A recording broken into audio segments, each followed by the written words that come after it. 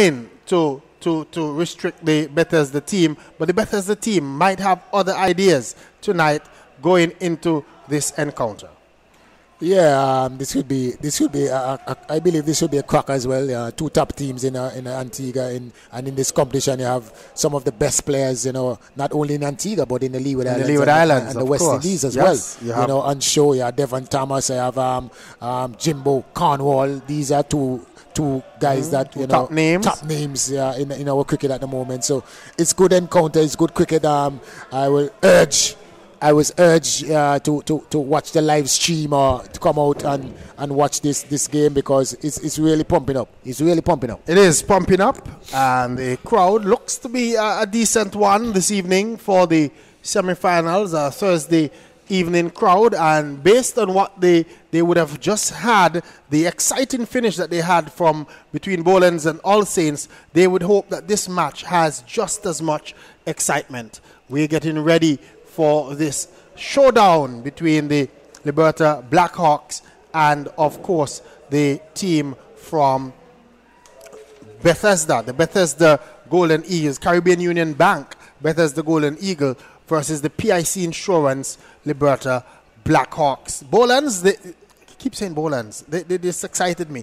Bethesda, they're batting, and as you've predicted, the Liberta Blackhawks, they're starting from the far end just to make sure that they end where they started, unlike All Saints, which made that fundamental that fundamental error. I mean, that's what I don't know. You saw Azari, has an onus on opening the ball. That doesn't mean if you want to open, well, he can open from the other end, But he have to understand because I think this is his first game.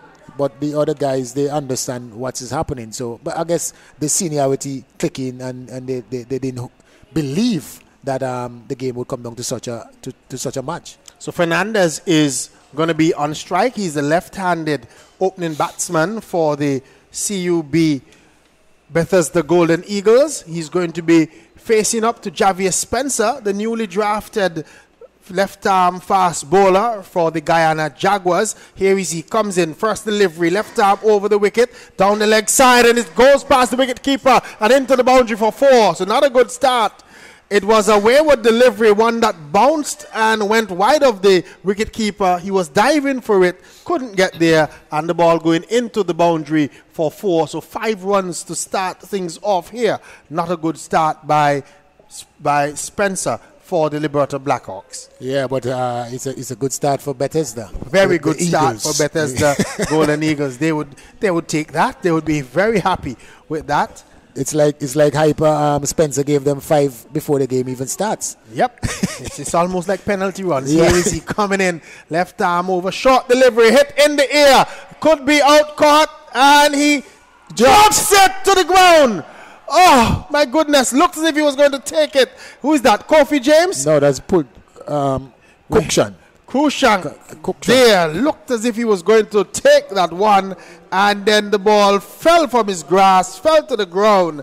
Not the kind of start the Blackhawks want, and the man there in the left-hander in Fernandez gets a life with the first legitimate delivery. Should have been taken at that mid-on position, but the Bethesda team, they're now 6 without loss, and the catch dropped by Darren Cruikshank out at that mid-on position at the time to the left-handed bowler. So it's Benta, the right-handed opening batsman, who has really looked good as well in this tournament, faces up now to Spencer. Spencer bowls him a delivery outside the line of the off stump, called wide by the umpire.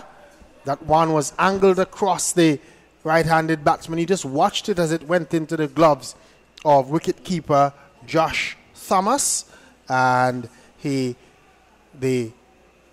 wide given. So it's 7 without loss, just 1 delivery so far in the match, 1 legitimate delivery. So Spencer would have to really have a good comeback here if he's going to salvage this over.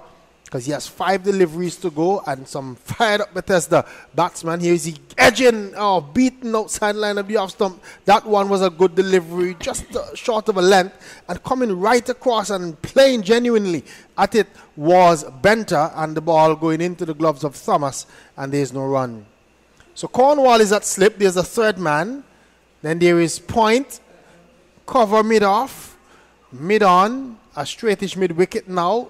Wilden Cornwall has gone to backward of square, and then there's Stanley Simon on the long leg boundary. This is Spencer with a good delivery, with a bit more pace, and carry that one touchdown and carried through to wicketkeeper just above his waist, and there is no run.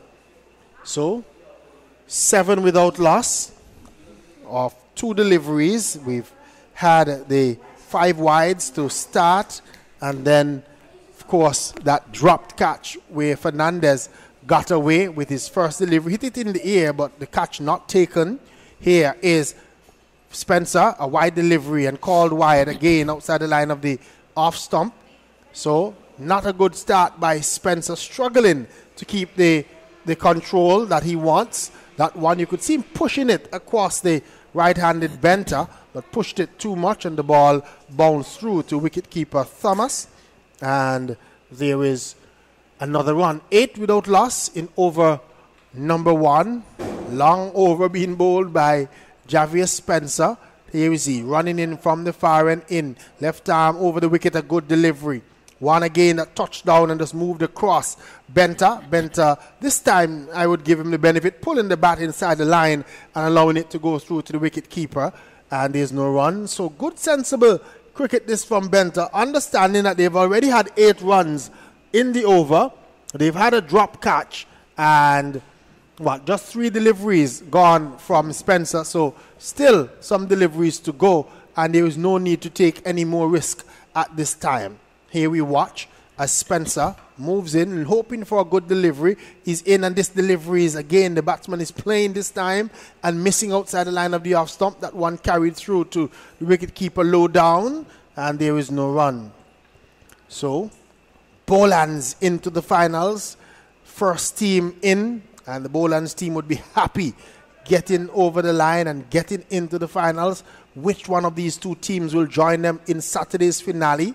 Whoever is in the final Saturday should be fireworks here at the Sir Viv Richards Stadium. This is another delivery, this time just a little bit more effort, short of a length, and allowing it to go through to the wicketkeeper. That one started closer to the batsman and then moving away after it had gone past the bat. Hence, no call for wide. The end of the first over has come up. 8 without loss. Fernandez on 1. Benter yet to score. Yeah, you can see there was a subdued start there by Benter.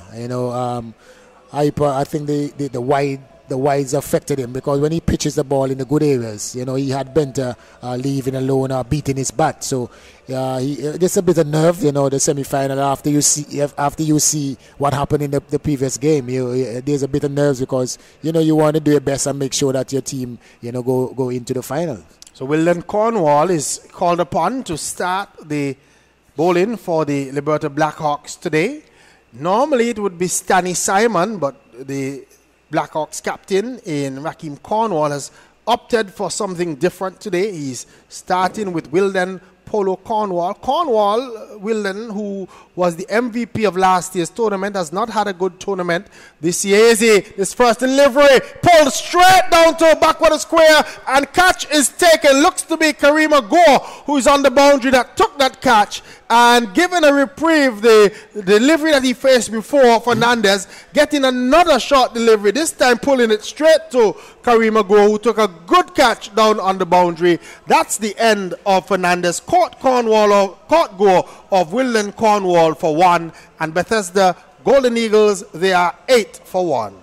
Yeah, now that he plays a real cricket shot. He was unfortunate in that one, but not this time in terms of the previous delivery. As you said, he gave an easy catch, but this one was struck with immense power. The ball, I believe, got what it deserves, but unfortunately he struck it straight to the safe hands of Karima Gore. Yes, and it was traveling very quickly to go, and he did well to take, because a lot of the times those catches are difficult because it's coming so quickly. Yeah, it was to flat. you on that boundary, and it was flat. And he had to take it somewhere like chest height as a short man to show you how flat it was, because he's a short guy, and he took it just about chest high. Yeah. And really a smart catch taken by Kareem Agor. And that's the end of Fernandez. His woes continues, and the Bethesda Golden Eagles losing their first wicket at 8. They're 8 for 1 in over number 2. That looked like Gavin Tong. Is that Gavin Tong? It says Gavin Tong on the scoreboard. So they've sent out the pinch hitter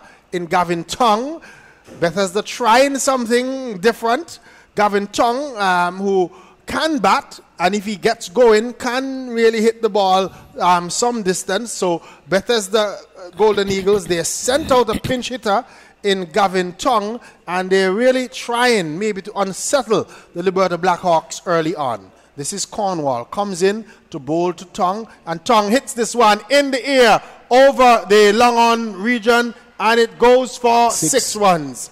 So that's what they sent him out to do, to try and hit some long, and he did so on that occasion, hitting the ball from Wilden Cornwall. One just probably back of the length, and he just picked the length up and went through with the shot. Good shot by Gavin Tong. Yeah, he hits the ball clean. He hit the ball very cleanly and forced Rakeem Cornwall to make a change. He sent back the long off and the long on. Here is Tong jumping down the track and swinging at one and missing outside the line of the off stump. Cornwall seen him coming, just pushing it a little wider. Tong looking to go through. The offside didn't make contact, and through to the wicket keeper. There's no run. 14 for 1 in over number 2. Tong is on 6. Benter yet to score. So from 3 deliveries, Tong, and clearly you can see what the intention is from Gavin Tong. He's out there to unsettle. Cornwall now with a Malcolm Marshall-like approach. And here's the edging and drops at slip.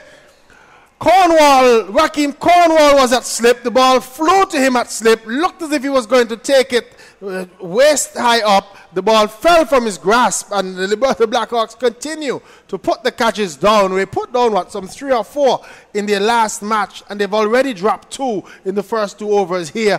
A safe pair of hands, you thought, Rakeem Cornwall, and of course he put it down. No damage done in the end because they didn't get a run, but it remains 14 for 1, and not the kind of effort that you would want from Rakeem Cornwall at slip. Really should have taken that one. And then I was saying that Wilden Cornwall with the Malcolm Marshall. Yeah, he changed. He's coming again. He's coming from there again. He's coming from that angled run up again.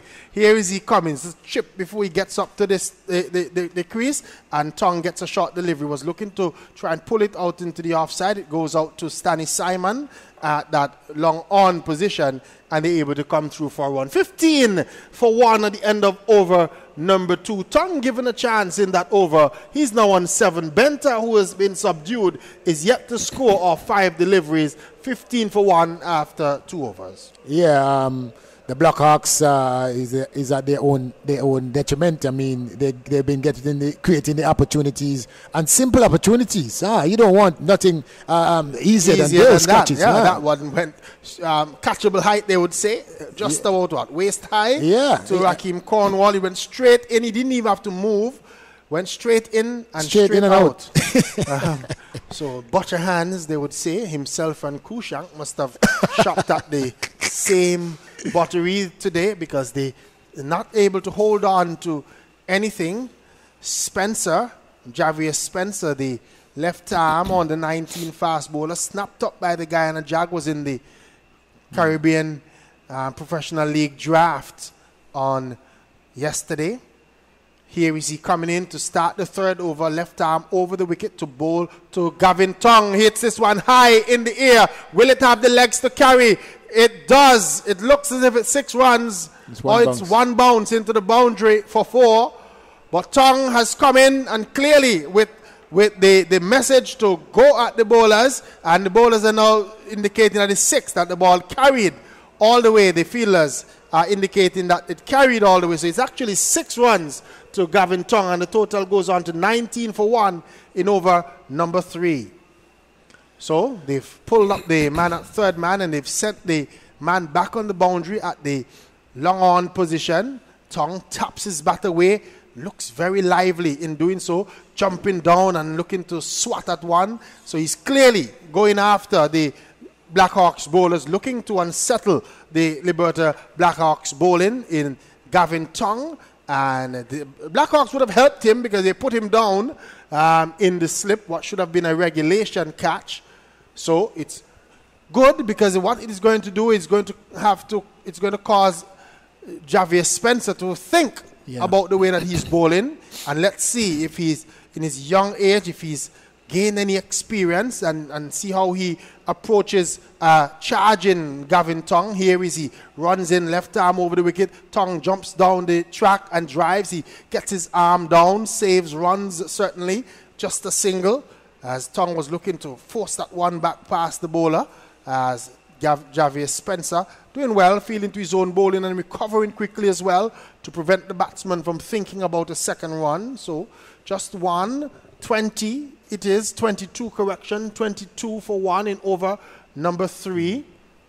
So Spencer moves in now from the far end in to bowl to Benta. And Benta is getting a good delivery. Plays and misses at it.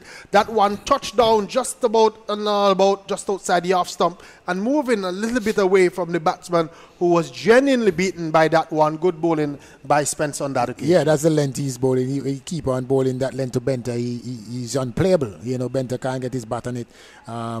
It's just for him to keep, the pressure on, especially with Benta. Benta, it doesn't look like he's up to it as yet. This evening as yet. Here is he in, and Benta is hitting this one in the air over the mid-wicket region. Should get close to a boundary. The fielder gives chase, flicks it back just about on the boundary, and the batsmen are able to come back for a third run.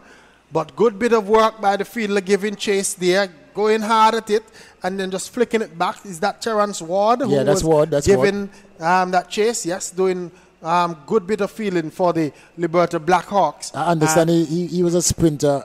He was a sprinter. He is a sprinter in St. Kitts. I think he was. I remember I was in St. Kitts and he was in a finals with Tahir Walsh. Walsh winning on that occasion. Here is this delivery wide outside the line of the off stump from Spencer.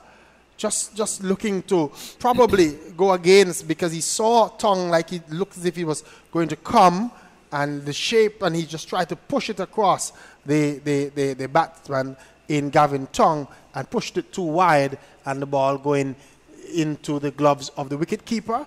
However, there's another run. 25 it is. 26 for 1 in over number 3.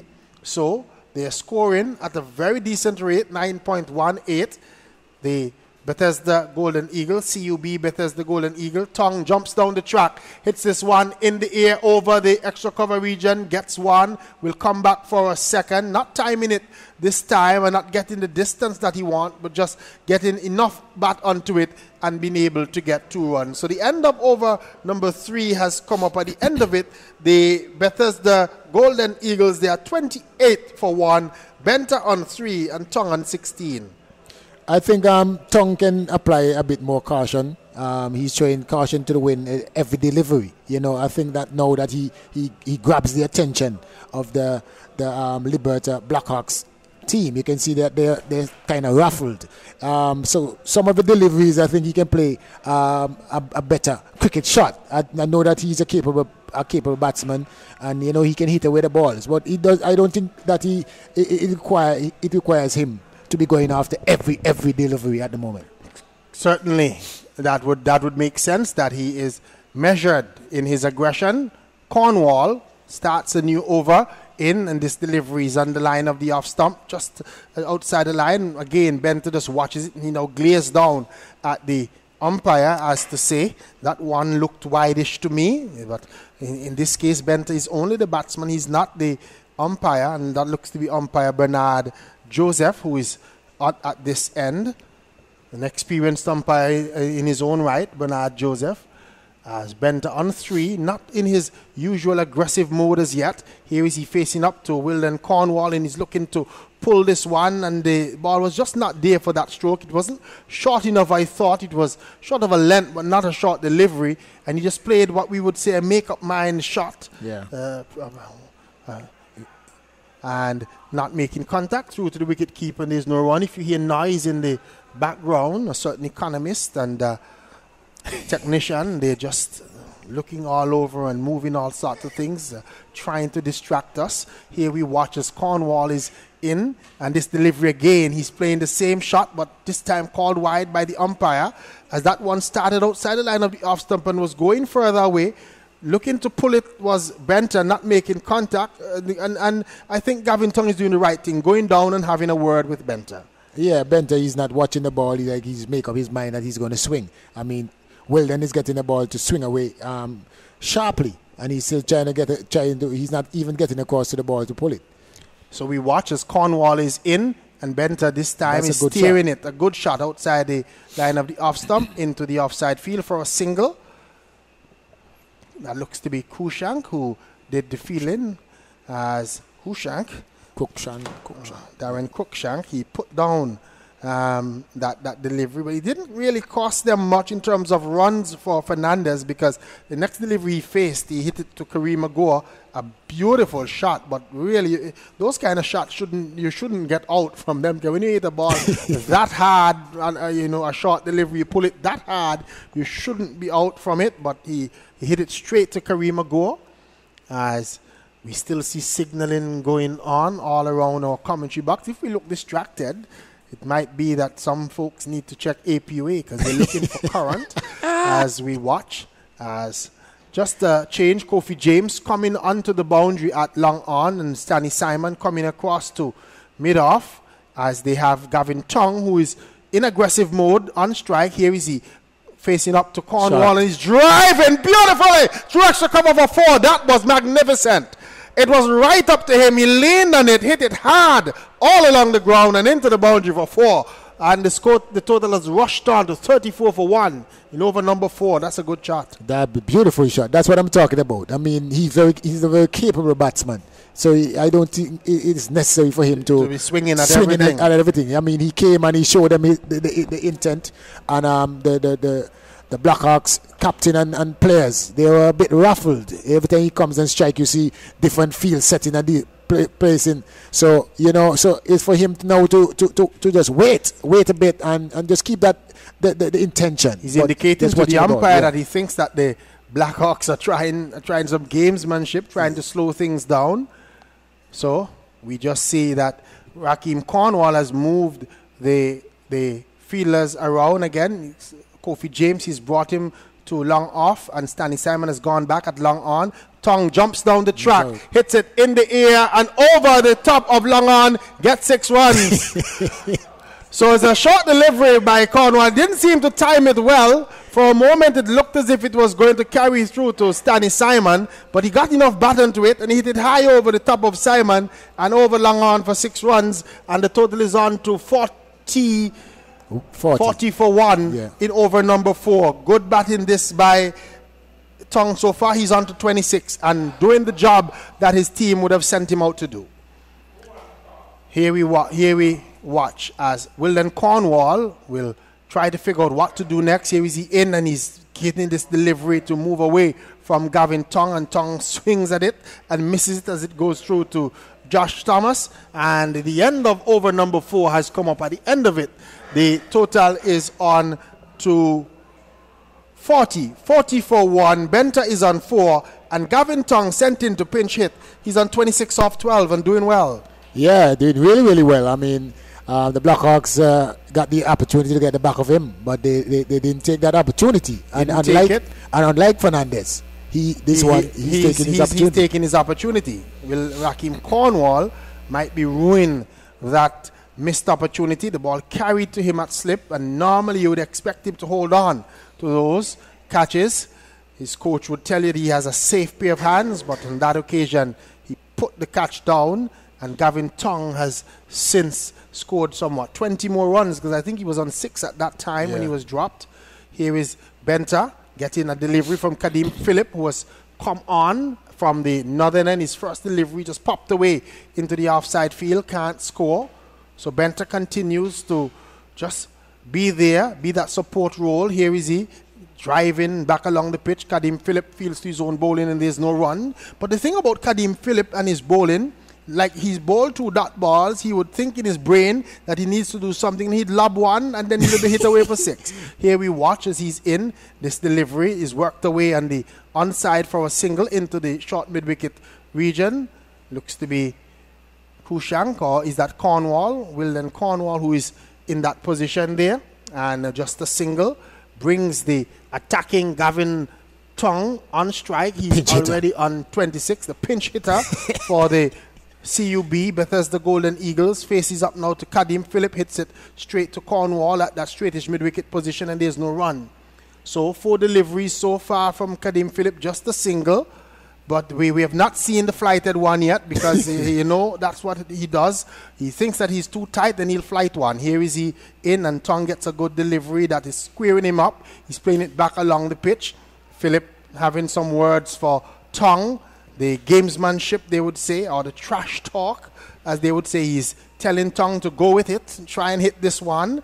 Tong comes down, and you expect to see Tong jump and try and hit this one at this time. That's how the cricket goes. Here is Phillip in to bowl to Tong, and Tong gets a good delivery. Plays it back along the pitch for Phillip to field to his own bowling, and there's no run. The end of the over has come up. At the end of it, the total is on to 41 for 1 at the end of 5. The Bethesda Golden Eagles scoring at a rate of 8.20. Benta is on 5. Tong is on 26. After more thoughts from you, Sylvester Joseph, it's going to be Jack Matthew. Yeah, I see some heated arguments going on out there. Some real competition. The competition, so to speak, now the young people say turn up out there. Gavin Tong is showing his intent, and the experience. Phillip comes on and slow him down a bit and giving him a few talks. So it's all happening out there, Jack, and welcome back to you, Jack. Thank you very much, Sylvester. And we're going to see Terence Ward. So the off spinner, the left arm spin in operation in the last over in Kadim Phillip. Now the off spin of Terence Ward will be forthcoming. Bowling from the commentary box or southern end of the Sir Vivian Richards Stadium, and we have rain for the 3rd time this evening in the opening semi-final. We had 2 interruptions, and now we have one in the second encounter with the score on 41 for 1 after 5 overs. 41 for 1. Darren Benta unbeaten on 5, and Gavin Tong on 26. The lone wicket to have gone down, that of Jamal Fernandez. He was caught by Gore. It was a good catch. It was a flat hit down to the square leg region, and it went to him very, very quickly, and he held it with both hands. Good catch by Karima Gore of the bowling of Wilden Cornwall for 1. It was 8 for 1 in the second over when he departed, but Gavin Tong has come out, and he has really been hitting the ball hard, and he survived the chance and has been making good use of it. He's on 26 from 15. Darren Benta 5 from 13. And so the rain is with us, and looks as if it is almost over. As we look out, it's down to just a mere drizzle at this particular point in time. The ground staff having brought the covers on very, very quickly, and it looks as if it will not be a long interruption. The previous 2 were not long interruptions either, and so we expect that this one will be brief as well. The forecast for a 20% chance of rain this evening, and the rain coming as a result of pockets of moisture being blown into the area, and so the pattern could well continue 1 or 2 times during the course of the evening. We do not anticipate any downpour as far as the forecast is concerned. So the winners of the match in progress, Caribbean Union Bank, Bethesda Golden Eagles, and PIC Insurance Liberta Blackhawks, will be up against Bolands in Saturday's final at this very venue, and 20,000 EC dollars will be at stake to the champion team. 10,000 will go to the runners-up, and it will be 5,000 to the side finishing 3rd. The final will be preceded by the playoff match for 3rd place, and that will involve All Saints, and the losers of tonight's match, they will collect 5,000 EC dollars, and 2,000 will go to the side finishing 4th in this cool and smooth T20 explosion for 2018. And has been some real entertaining cricket. We have had some gripping contests as well. And the result of the first semi-final, again indicating, Sylvester Bouncing Joseph, that the T20 match is never over until it's over. Yeah, definitely. And that is a testament to the fact that you have to play to the very end. And probably the All Saints Pythons, you know, they thought when you 6 overs to get 70 at once. 73 from 6. 73 from 6. I guess they thought they had it in the bag. But as I was saying, understand to someone, I mean, the batting team in this situation, you know, stand a very good chance because they had batters in the shed. It's 36 balls for 70 at once with batters in the shed. You know, that is possible. When we watched enough 2020 now. You know, the IPL is going on, and you know you have you can't really say that the game is over, especially when you have a total to chase down like that, a target like that. So and I keep harping on the fact that the decision to bowl the last over, you know, from the far end, and not only that, because of the reduction in the over rate as well. The bowlers up front, they already bowl most of their overs, so the options for the Pythons were very limited, and in the end they had to turn to Pope. You know, I think I don't know, maybe that was his first over for the tournament.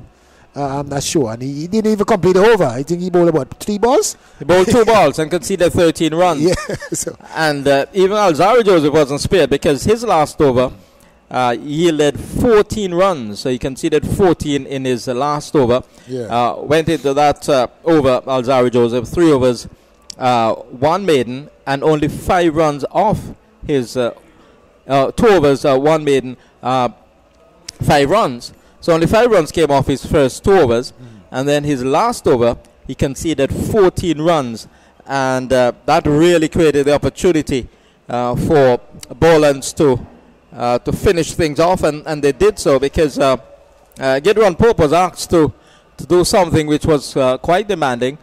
Players on the go, looking to hit everything, bowling in a situation like that, having not had much to do. If he has had anything to do with the ball during the course of the competition before, it was a demanding ask, and he was found wanting, bowling just 2 deliveries and 13 runs smashed off it, of those 2 deliveries, and that was the end of the game. If we can quickly recap, the cover is being peeled off now. Only 1 piece of cover has been brought on. That is being peeled off now, so we'll see a resumption of play in a short while. In that opening semi-final here this evening, batting first were All Saints. They made 157 for 3 of their 20 overs, 157 for 3. Gideon Pope was the top scorer. He made 56 of some 43 deliveries, hitting 6 4s and 2 6s. 54 from Larry Ordain, unbeaten, of 50 deliveries, 54 of 50 with 4 4s and 1 6. They had the partnership of 107 after All Saints found themselves in a little bit of trouble at the start at 18 for 2 in the 4th over. Michael Dover was bowled by Time Tong for 15, 17 for 1. Then Casey Carter in the same over was caught by wicketkeeper Maxwell Georgeson for 18 for 2. And then that partnership of 107 between Pope and Ordain. And Kerry Mento had a cameo towards the end, the captain of the Burton's Laundry All Saints Pythons team. He had 22 from just 12 deliveries, 2 6s and 1 4, 22 not out, 157 for 3. Extras were 10, byes 4, leg byes 1, and there were 5 wides. In reply, and just before we get to the reply of Boland's, Kyle Mayers had 4 overs, no maidens, none for 12. Time Tong, 4 overs, no maidens, 2 for 38. Orlando Peters, 4 overs, no maidens, 1 for 26. Martin Caesar, 4 overs, none for 34. Winston Nelson, 2 overs for 19 runs. Earl Waldron, 1 over for 14. And Tyrone Williams Jr., 1 over for 9 runs. In the Boland's reply, 128 for 5 of 15.2, a revised target after the second interruption because of rain. The revised target, 128 of 16. At that point, he needed 73 of 6 overs. And seemingly it would have been a difficult situation based on what had transpired before, because it wasn't a terrific start by Boland in pursuit of that initial target of 158. But then we saw the nature of T20 cricket coming to the fore, with the ball flying all over the place in those closing overs. So 73 needed off 6, and they got them. Mikhail Louis was stumped by Dover for the bowling of Ram John for 9, 12 for 1. It became 29 for 2, and Orlando Peters was caught by Joseph of the bowling of Ram John for 6, and then 62 for 3. Shamal Springer caught by Nathaniel of the bowling of Larry Joseph for 16. 71 for 4. Maxwell Georgeson was bowled by Mentor for 32, 71 for 4 at his dismissal. He faced 35 deliveries, hit 2 4s and 1 maximum. And Kyle Mayers was caught by Nathaniel of the bowling of Larry Joseph for 9, 84 for 5. And at the end, Winston Nelson and Gavin Williams saw Boland's home. Nelson not out on 16 from 10 deliveries, and Gavin Williams 24 not out of 11. 2 4s and 2 6s, and really he propelled them to that revised target of 128, and they won with some 4 deliveries to spare. So it was quite an exciting and quite an enthralling finish to the first semi-final in this cool and smooth T20 explosion. Yeah, back at the live action here now, Jack. I think that if you're looking at it at boxing, I think that the Golden Eagles won the first round. Yes, they would have. They would have won the first round. They scored the moment 41 for 1 after 5 overs. And so we're going to see the resumption. It will be Terence Ward who will pick up the attack from the southern end. He's in, the off spinner. And the ball is swung at, gets it down to the fine leg area, but he can't get around the field. He's inside the circle at a fine leg. And so the score is kept on 41 for 1. The bowling for All Saints, Alzari Joseph, 3 overs, 1 maiden, none for 18. Charanlal Ramjan, 4 overs, no maidens, 2 for 18. Terence Ward is in, and it's played quietly into the onside, rolls down to Rakeem Cornwall at that short straight mid-on position, and there is no run. Darren Benter is the man on strike. He's unbeaten on 5 from 15 deliveries, so his strike rate is not anything to write home about at the moment. Here's he looking to get it down to the third man area. Gets it to a short third man. Javier Spencer is there to do the fielding, and there is no run. So a string of dot balls already in this over. Then Larry Joseph, 3 overs, no maidens, 2 for 27. Nathaniel, 1 over for 11 runs. Mentor, 3 overs, 1 for 23. Ordain, 1 over for 14 runs. And Pope. This is a ball which is swung away high over the top, and it has gone away for 6. Wonderful stroke. So that would considerably enhance his strike rate. Darren Benter getting a ball and playing with the tide, playing with the spin over the top of the backward square leg position for 6 runs.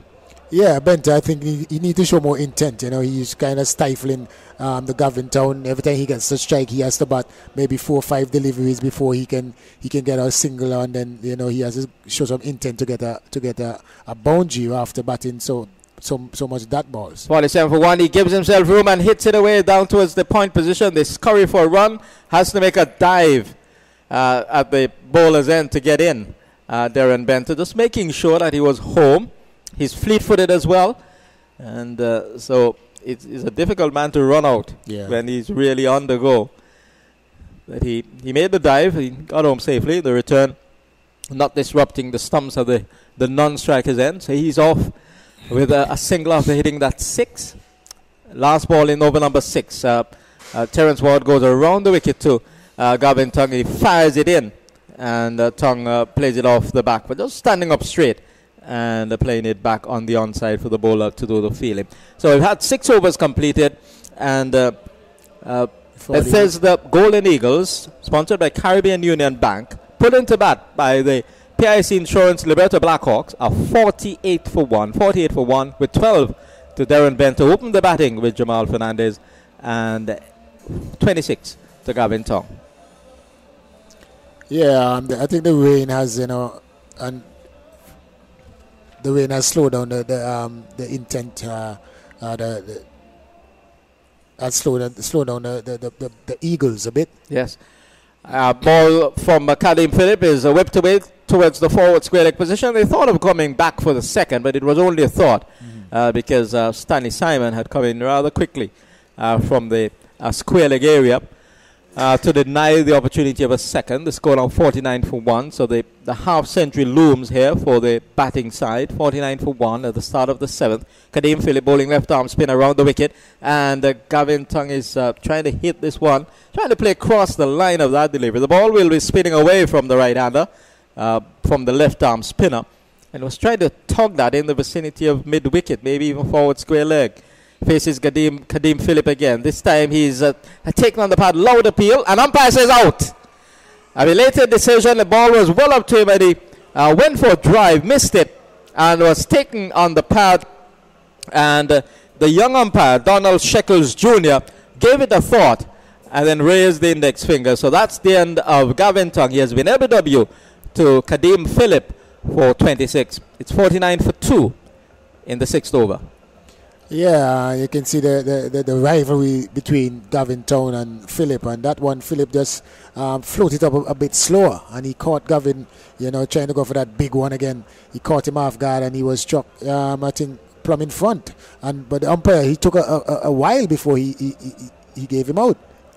Yes, Donald Shekels Jr. just making sure that he had the judgment right in his mind before lifting the finger to send Gavin Tongue on his way. This, in fact, is the 7th over in progress, halfway through it, being bowled by Kadim Phillip. So the new batsman is the captain, Devon Thomas, who is back and is already busy looking to get a run, forcing that one off the back foot. He went very, very quickly towards the backward point position. There was no chance for them to go through. The fielder there having the ball quickly back towards the keeper, Joshua Thomas. Kadim Phillip is in, and Devon Thomas is off the mark this time as he gets it just a little bit away to the right of the fielder there at the backward point position. So he's on to 1, and the 50 coming up of 41 deliveries in 32 minutes, 50 or 41 balls in 32 minutes for Caribbean Union Bank Bethesda Golden Eagles. Kadim Phillip continues, and Darren Benter is forward. Loud appeal and is out. LBW. Again, the umpire, Donald Shekels Jr., taking some time before lifting the finger to indicate that Darren Benter was adjacent. So 2 wickets going in that over, bowled by Kadim Phillip, and both by the LBW route. The first it was Gavin Tongue, and now Darren Benter, LBW of the bowling of Phillip for 13. And it's 50 for 3. So all of a sudden, the Bethesda side, they find themselves in a bit of a problem here because the rate of scoring is not necessarily so high, and they've lost wickets. Yeah, Phillip is bowling a good spell. He's really hitting the areas, and I said he has a few choice words with Gavin Town, and I think the Blackhawks needed someone really to take up the mantle and put the screws on, and he bring that fighting spirit, that that the Blackhawks has, and he's the one that really uplift them, and bowling a good area. I think he bowled 2 overs with 3 runs and 2 wickets. That's very good bowling in this situation, especially when you have a man like Gavin Tongue, going after the bowling like that. I mean, Benter, he was a bit stifled throughout his innings. He played 2 or 3 scoring shots from about 17 balls. He was very lethargic in his approach. But Kadim Phillip, he came in and did he continued to do a good job for the Blackhawks. Yes, and Terence Ward will be looking to tighten the screws, operating from this end. He is bowling now his 2nd over, 1 over for 7 runs.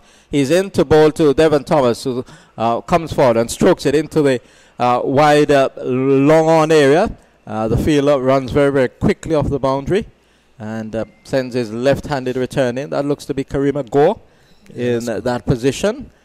So 1 more to the score. It's on to 51 for 3. This is over number 8 in progress. And we'll be giving you the teams in a short while. Bethesda, Golden Eagles, Devon Thomas, captain. He driving. He'll get a run. There was a clash between the bowler and the non-striker. And a no ball delivered as well by Terence Ward. So it will be a free hit here. Umpire Bernard Joseph now signaling the free hit. And an opportunity here for the right-handed Akeem Saunders to really have a go at this delivery. No, that's Devon Thomas. Devon Thomas, yes, Devon Thomas. So it was Akeem Saunders who stroked that ball into the down towards the long on position.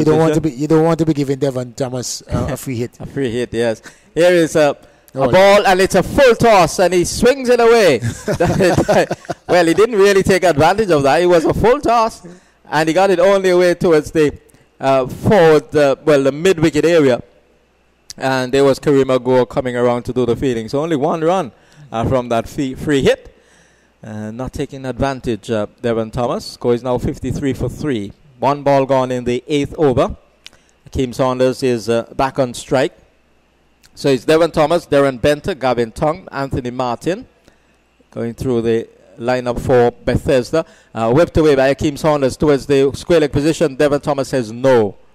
He was looking to come back for the second run, but Thomas said, well, there's a spot of danger, and he said no to Akeem Saunders. Kevin Archibald, Jamal Fernandez, Shakoy Floyd, Tonito Willett, Akeem Saunders, Sheldon Cottrell, and Kenroy Brown. That's the 11 for Bethesda. Liberta unchanged. Thomas is back and turns it away towards the short fine leg area.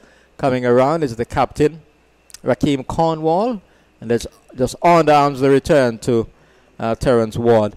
A single which inches the score to 56 for 3 with 2 balls left in the 8th over of the inning. So Liberta, Rakeem Cornwall, captain, Kofi James, Avia Christian, Karima Gore. Ward is in, the off spinner, and just pushed into the onside down to the long on area, and only a single. Kofi James comes off the long on boundary towards the edge of the 30-yard circle to retrieve. 57 for 3. 1 ball left in the 8th.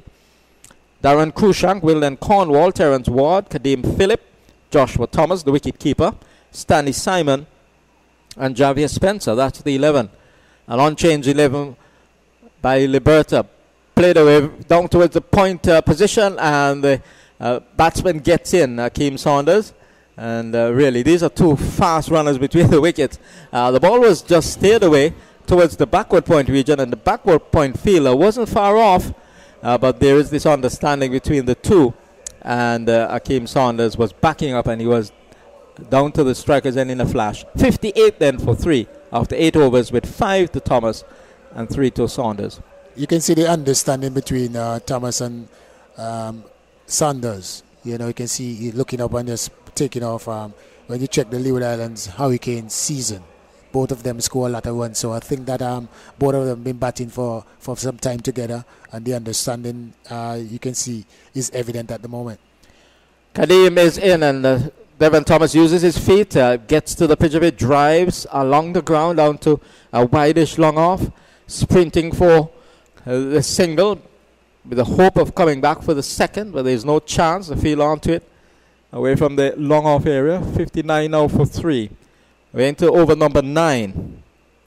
Fernandez departed for 1. Darren Benter for 13. Gavin Tongue for 26. The batsman dismissed so far. Kadeem Phillip, left arm spinner. He's beating the bat of Akeem Saunders outside the line of the off stump. It was a flat delivery. He was going back and looking to force it. Playing with a horizontal bat. Not being able to make contact. Joshua Thomas, the wicket keeper, was there to take it. This is driven and away from Rakeem Cornwall, who dived away to his right, ball eluding his right hand, and down to the wideish long off position for another run. Devon Thomas back on strike. 60 now for 3, halfway through the 9th over. Thomas on 6. Akeem Saunders on 4. Thomas faces Phillip and goes back and swings it hard down towards the wide mid-on area, and the fielder at long on having to come around, and they sprint back for the second run. Kofi James. Kofi James was the fielder there. So 2 more to the cause of Caribbean Union Bank, Bethesda Golden Eagles. They're on to 62 in over number 9. Thomas on 6. He's the man on strike. Kadeem Phillip around the wicket to him, and he's hitting this one high down towards the long off position, and the fielder manages to keep it from going over the rope, and that was a very good attempt by the fielder, and he's applauded. He's been applauded by the bowler Kadeem Phillip, because the fielder down there had to leap, and he managed to flick the ball back. He was heading for 6. A tall man, is it Cruikshank? Cruikshank, yeah, Cruikshank, Darren Cruikshank, who made that very, very good save. The ball was heading over his head, and he managed to flick it back. Would have been a difficult take. This is punched down the ground, a full toss down to Kofi James at long on, and the batsman can only cross for 1. Akeem Saunders getting a single there. So he's on to 5. The score is 64 for 3 after 9 overs. 64 for 3 after 9. Thomas is at 9. Akeem Saunders on 5. So we're approaching the halfway point of the innings. A score that perhaps Sylvester, Caribbean Union Bank, Bethesda would not be satisfied with, especially because they've lost 3. Yeah, I think the Blackhawks, the bowling of Kadeem Phillip, came in at the right time and doing the job that the Blackhawks really needed, and he continues to do the work along with Ward. Through those overs, they pulled back the runs rate, the scoring rate a bit, and that is really good on the behalf of the Eagles. Rakeem Cornwall is into the attack. His first ball is driven down to long on for a single. That's Kofi James coming off the boundary. 65 for 3. The start of the 10th over of the innings. So, Rakeem Cornwall has been consistent as ever with bat and ball.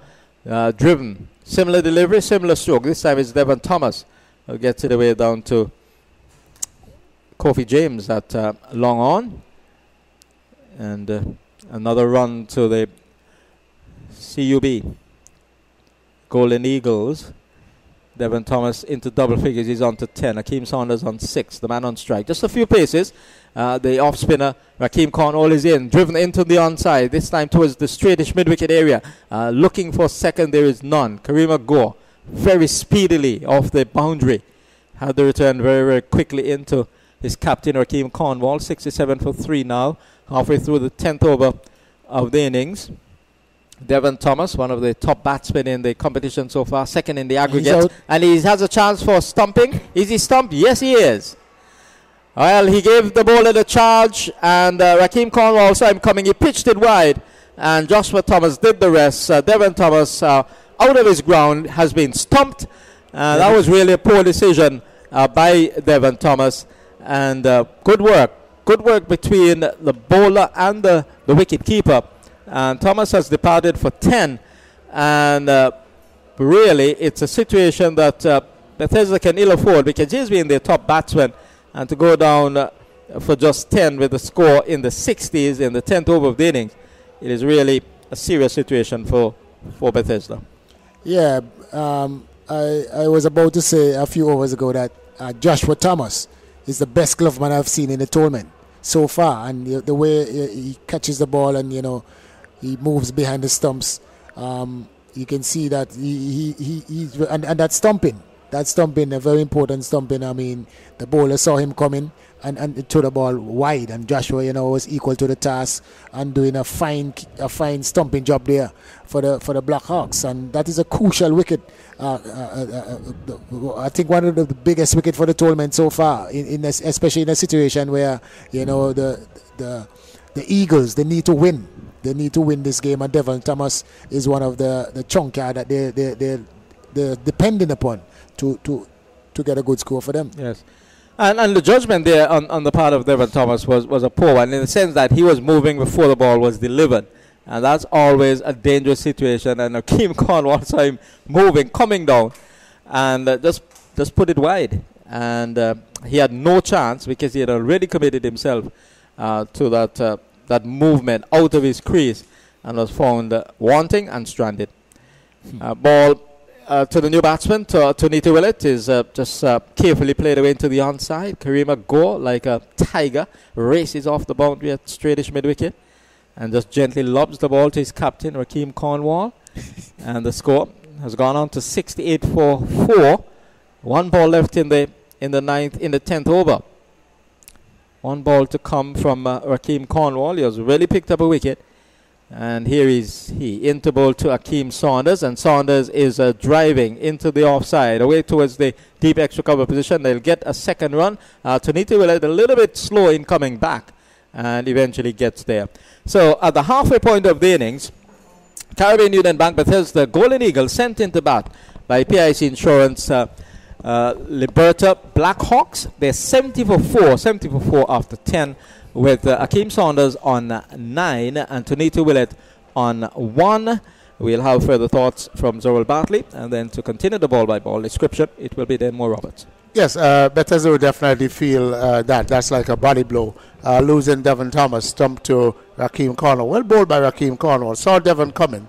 But at the same time, Rakeem Cornwall, at the pace at which he bowls, it's not one that you would select to use your feet to. And there was Devon Thomas trying to just tap it into the onside and maybe looking for the delivery and off break to come into him. And he got a drifter from Rakeem Cornwall. And well done by the wicket-keeper. Good stumping. So after 10 overs, it's 70 for 4. And Bethesda definitely needs some rebuilding here at this stage. Definitely some rebuilding needed by the Bethesda team. As they tried something earlier, bringing in Gavin Tongue early as a pinch hitter, trying to unsettle the PIC Insurance Liberta Blackhawks. It worked for a short while, but then once Tongue was out, a string of wickets followed, and the PIC Blackhawks have fought back because at the time it's about 30 runs would have scored in the last 6 overs, where they were after 4 they were already on 41. Kadim Phillip, who has had 3 overs for 9 runs, he is back. 2 wickets he's had as well. He's standing at the far end, left arm around the wicket to bowl to Sanders, and Sanders is cutting, gets it past the man at short backward point, gets it down to a wide third man, but they just get a single. Is it? Or did they come back for 2? Well, just a single.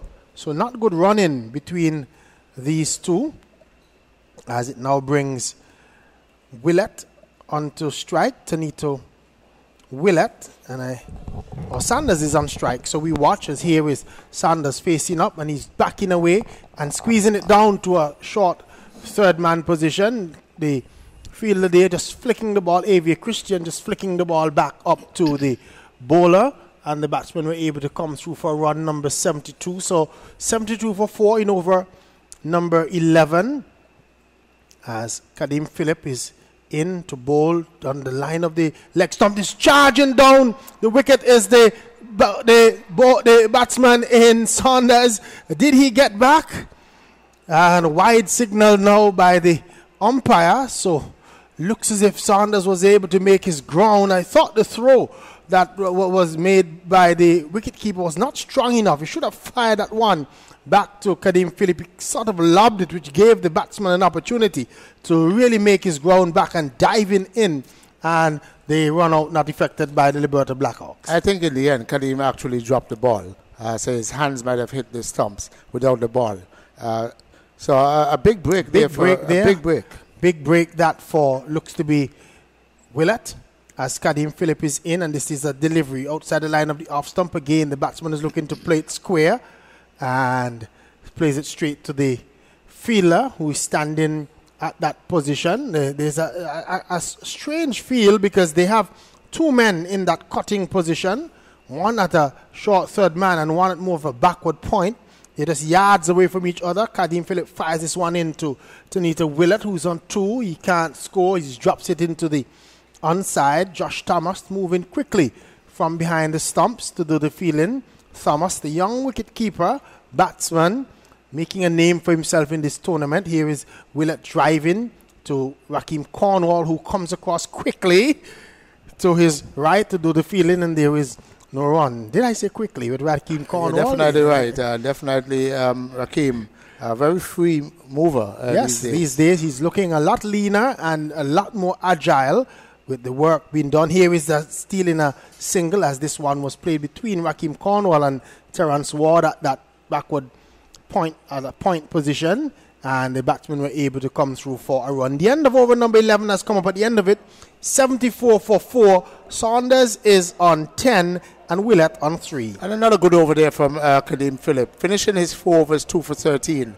Definitely giving his team the impetus, giving his team some control after Gavin Tong came in as a pinch hitter and took Wilden Cornwall to task early on, attempted to do so to the other bowlers, but a good spell here from Kadeem Phillip, bowling right through and regaining some control here for the Blackhawks. Certainly did bowl through and bowled well.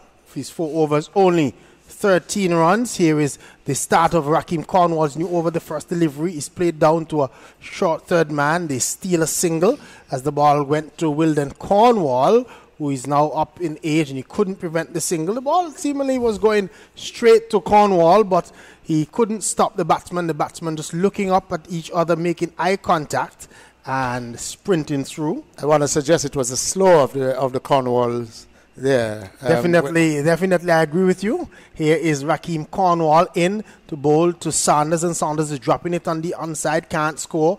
Thomas, alert behind the stumps, quickly moves into the onside to do the fielding. There's no run. Rakeem Cornwall requests the rag once again from the umpire, just mopping the ball, trying to have some grip on it. He begins to move in now to bowl to Saunders. Saunders is pivoting and pulling this one out into the mid-wicket region, but he will just get a single. Avia Christian on the backward square boundary moves across into the forward square position and does the fielding. Just one more. Brings Willett onto strike. Willett, 76 for 4 is the score. Willett is driving and the ball peels off just maybe did it take an inside edge? It went past the wicket keeper, so some bias. He didn't make contact. He was launching into a shot, didn't make contact. The ball just hitting the wicket keeper and falling behind, and they're able to come through for the 77th run. Cornwall with just a couple of steps in, and this delivery is hit away with a flat bat out into the deep mid-wicket region. Again, Christian is quickly across and limiting the batsman to just another single. 78 for 4 in over number 12. Bethesda Golden Eagles inserted by the Blackhawks today. Here is this delivery down, and Rakeem Cornwall runs across and just flicks the umpire out of the way. If you saw umpire Bernard Joseph going very quickly in the other direction, Rakeem Cornwall just gave him a little flick as he was trying to get that ball and picks the ball up, but the batsmen were able to come through for a single. At the end of over number 12, Cornwall's 2 overs, no maiden, 10 runs, 1 wicket. Bethesda Golden Eagles, they are 79 for 4. And in tandem with Kadeem Phillip, Rakeem Cornwall has come in and delivered 2 tight overs, 1 for 10 and with 2 for 13 it was that Kadeem Phillip has. They've really put the brakes on the middle order, in the middle overs, when Bethesda would have been hoping to gallop away and to set a formidable total. After 12 overs, it's now 79 for 4, and we're seeing the introduction of Darren Cruikshank. Cruikshank, I think, has been a welcome addition to the Blackhawks team. An experienced player, understands the game, plays game sense, plays the position of the game very well, and he's been critical to the Blackhawks' success so far in this tournament. Certainly. So we look, as it's going to be Cruikshank who is going to be bowling from the northern end. He bowls medium pace, and he is going to try to continue to keep the tight rein going for the Liberta Blackhawks. They have pulled back after the Bethesda team had a very good start with the pinch hitting of Gavin Tong. Here is his first delivery down the leg side. He's peeling for leg before the umpire signals wide.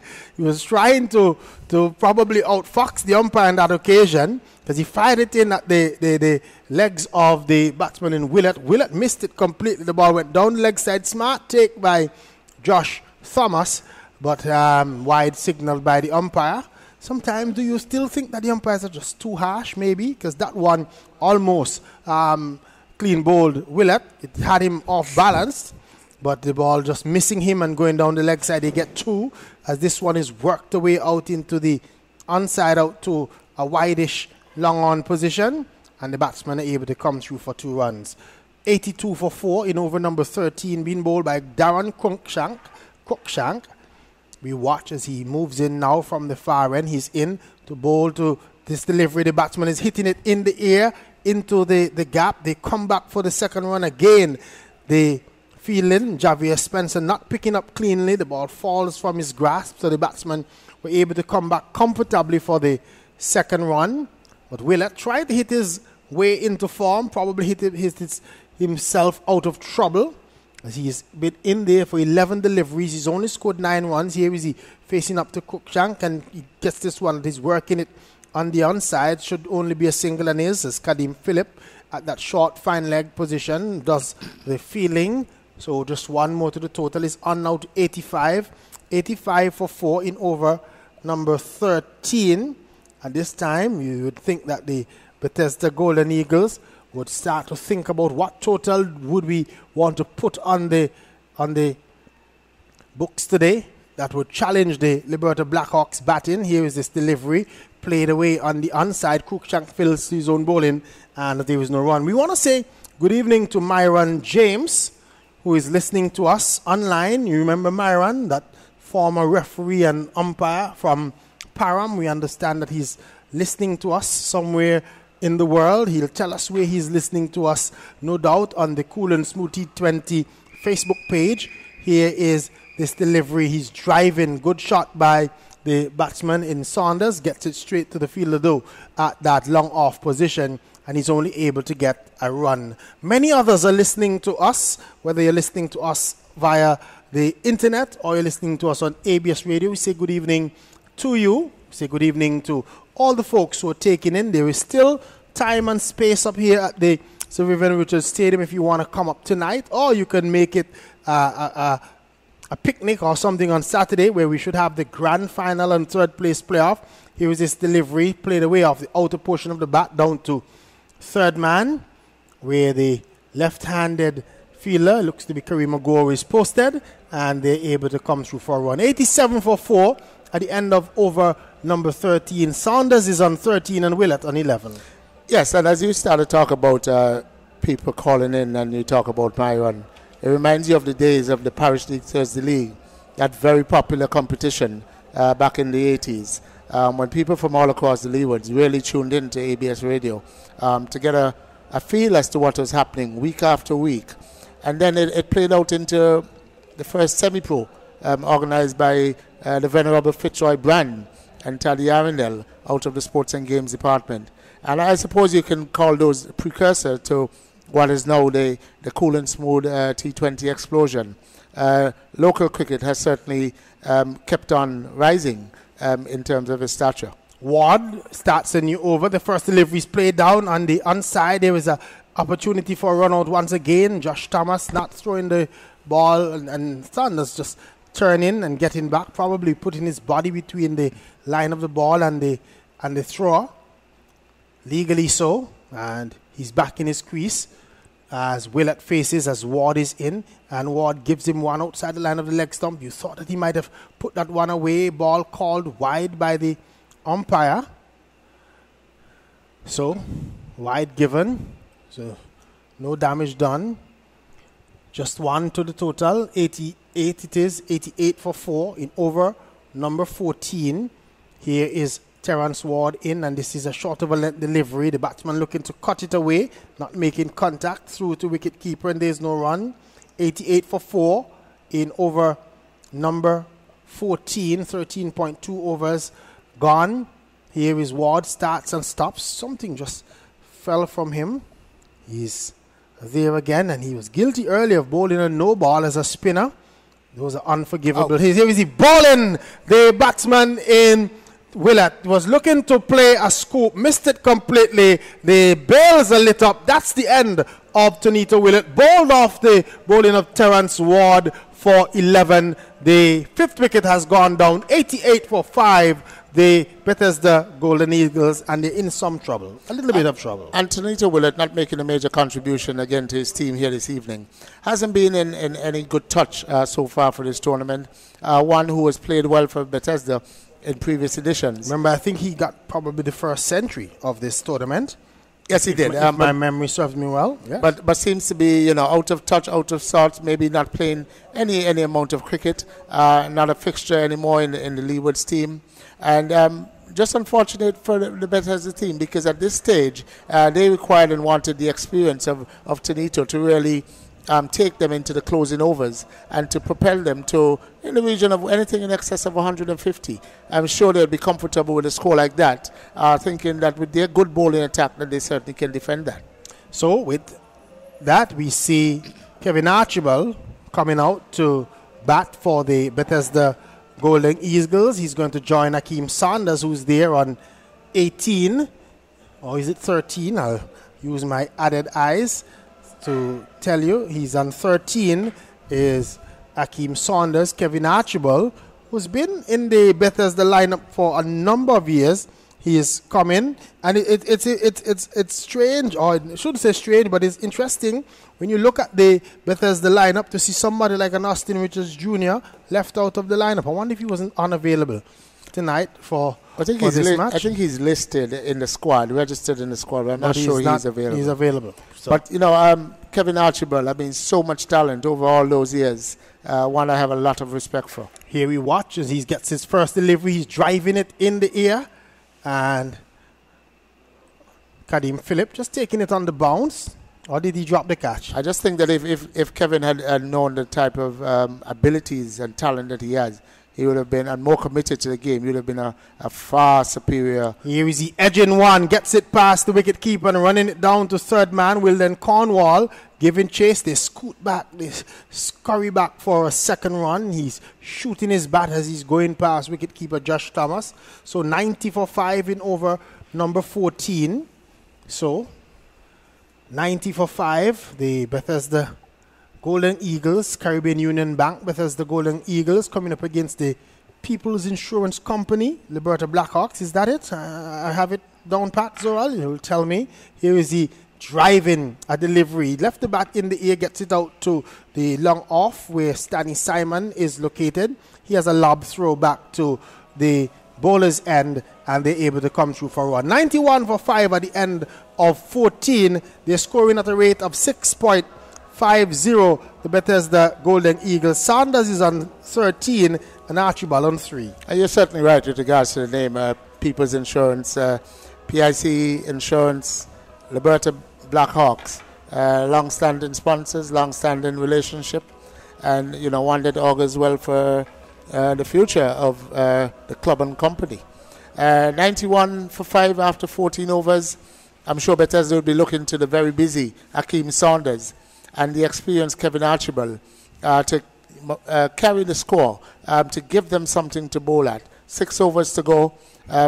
It's not a big score as it is, but, in situations like this, scoreboard pressure is always an added level of pressure. Kareem Agor comes in. His first delivery is played defensively by Kevin Archibald, who's just standing up there, didn't move his feet, just played the ball with the bat alone, just stood as that one, came in from Gore. Here is he swinging and missing at another delivery from Kareem Agor outside the line of the off stump. He was looking to probably hit the leather of that one, missed it completely. Go quickly back to his mark, just tosses the ball in the air, then moves in, left arm around the wicket to bowl to Archibald, and Archibald is backing away and hitting this one out to deep cover. Who's on the boundary? Looks to be Avia Christian, just a single. His lob throw is back to Rakeem Cornwall, who's patrolling that extra cover region.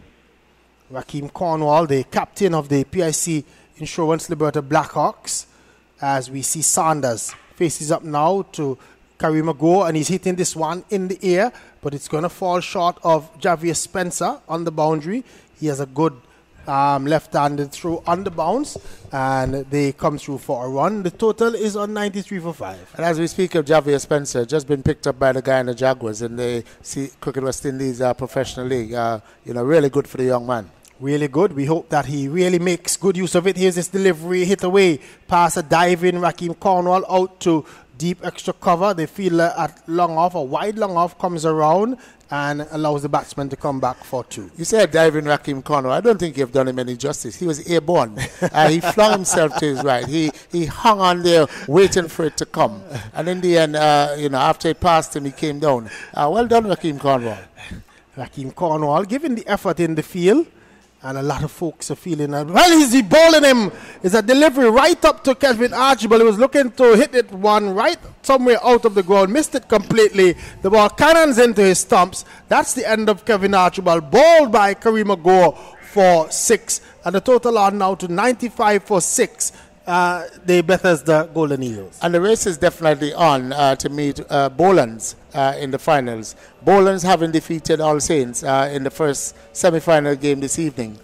Coming back from the dead, as some would say, because after the rain interruption, Duckworth Lewis demanded that they needed 78 off 6 overs, and they duly got them with a couple of balls to spare. So here is Liberta and Bethesda now fighting for the right to play in that finals on Saturday. 7:30 p.m. The finals will be held on Saturday after the playoff for the 3rd and 4th place would have taken place at 4:30. So we're asking all our supporters, all the supporters of local cricket, all those who love cricket, to come out and give a grand finale between Bolands and whoever comes out successfully here this evening. And the beauty about the finals being starting at 7:30 is that even our Seventh-day Adventist friends would have already observed the Sabbath, and then they too can come out and join us for the nightcap game, at least here at the Sir Vivian Richards Stadium. And knowing the number of those supporters, 7-day supporters out of Liberta in particular, I'm sure you're hoping that Liberta gets to the finals. We're hoping, well, there are many persons who are hoping so. We have to stay neutral as commentators. This is a good delivery, a good shot played by the batsman. It's poor bit of feeling by Kofi James coming across, taking his eye off the delivery at the ball at the final moment, and the ball going past him between his legs and into the boundary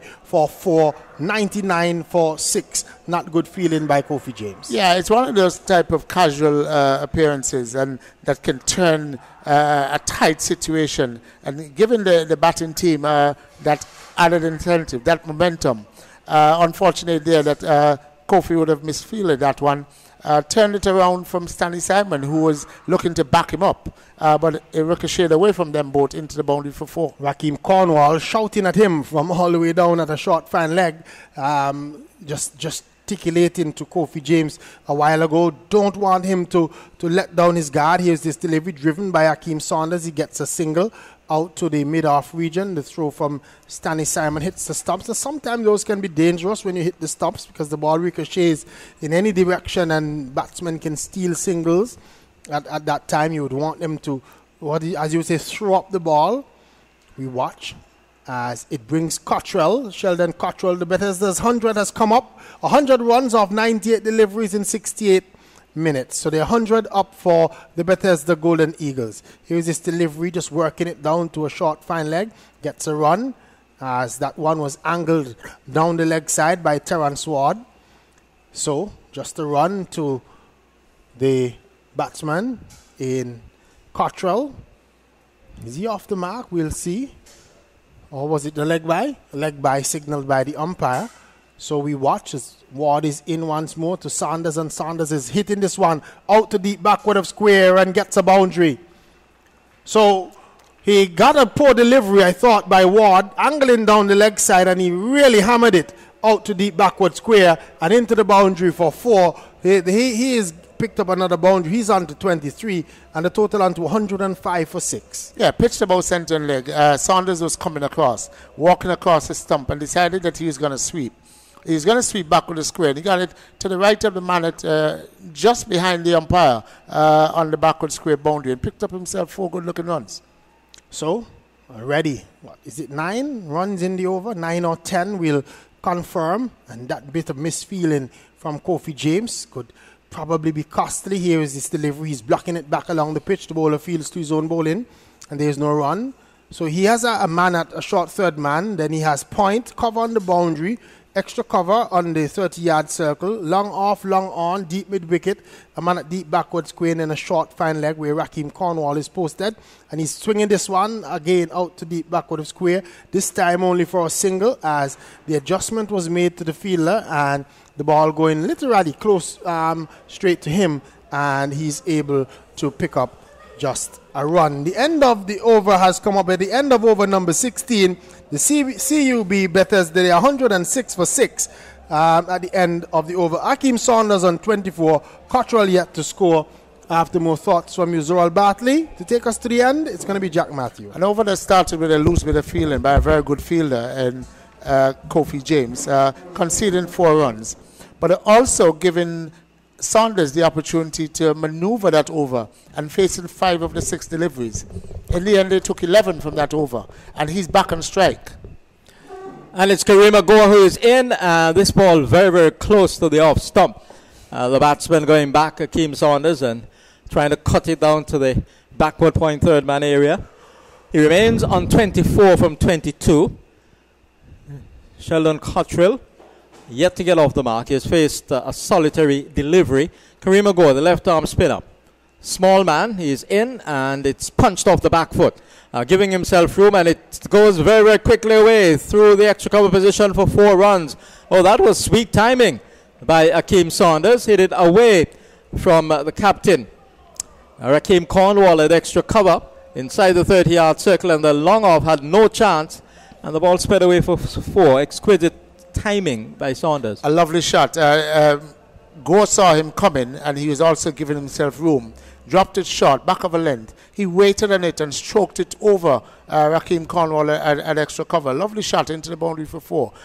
Saunders is really picking up the momentum here for Bethesda. Came into this innings with 101 runs, a half century. He is playing and missing outside the off stump. The ball had a bit of bounce on it, and I thought that was his undoing, having to get on his toes in an attempt to square cut that delivery. Settles over his bat now. Kareem Agor around the wicket to bowl to him halfway through the 17th over, and it's hammered away down to the deep straight mid-wicket position. Javier Spence is on the boundary, releases the ball very quickly. On the bounce it comes to Kareem Agor. One more to Saunders. He's on to 29 from 25, and the score's pushed on to 111 for 6.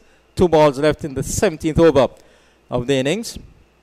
Now Sheldon Cottrell, the West Indies pacer, can hit the ball a fair distance, and his responsibility here is to try and get runs on the ball. Is he playing almost casually, coming forward to that delivery, and the ball hitting the face of the bat and going away into the offside. One of those ambidextrous players. He bowls left and bats right. And with the final delivery coming up, the Blackhawks would want to concede a single here. 111 for 6. Hits this one high in the air. It goes away towards the deep extra cover position. The long off cut runs around, gets there now, and the batsmen come back for the second. That was very, very high, but away from any fielder. Sheldon Cottrell is off the mark with a couple. 17 overs completed, 113 for 6. 113 for 6. Caribbean Union Bank Bethesda Golden Eagles put into bat in the second semi-final of the Cool and Smooth T20 Explosion here at the Sir Vivian Richards Stadium. And critical for Bethesda is that Saunders remains on strike at the start of the 18th over. 3 overs to go, 113 for 6. Saunders 29 off 25 deliveries. A busy player from St. Kitts, having represented the Leewards, coming back into cricket after some indiscretions. But one very talented, very busy at the crease.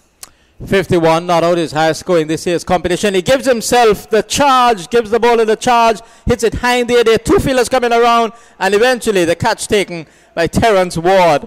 So that was hit high in the air. Hakeem Cornwall, the bowler, and Hakeem Saunders looking for a 6, hitting that ball very, very high in the air. The long off fielder came around, the long on fielder as well, and eventually it was Terence Ward who took it comfortably. So Hakeem Saunders departs, caught Terence Ward, his fellow Kittitian, of the bowling of Rakeem Cornwall for 29. It's 113 for 7 in the 18th over. That could have been an ugly end because there you had two fielders converging on that catch. Apparently there was no communication, and in the end they both went for it. It came down in the hands of Terence Ward, but Kofi James was also right there. Fortunately, no collision, no injury. Another wicket for the Blackhawks, 113 for 7. And Saunders, who was a big hope for Bethesda going into the last few overs, he is now gone. So at 113 for 7, the pressure is definitely on Bethesda to score quick runs with the remaining 2 overs and 5 deliveries. And the Blackhawks would definitely want to keep it tight, want to keep the score, anything under 135. But I'm sure from here, Bethesda would be looking to see if they can get it up to about 150. And that will be quite a demanding ask, because not only the scoring is required, but they don't have the wickets in hand either. And he's bowled.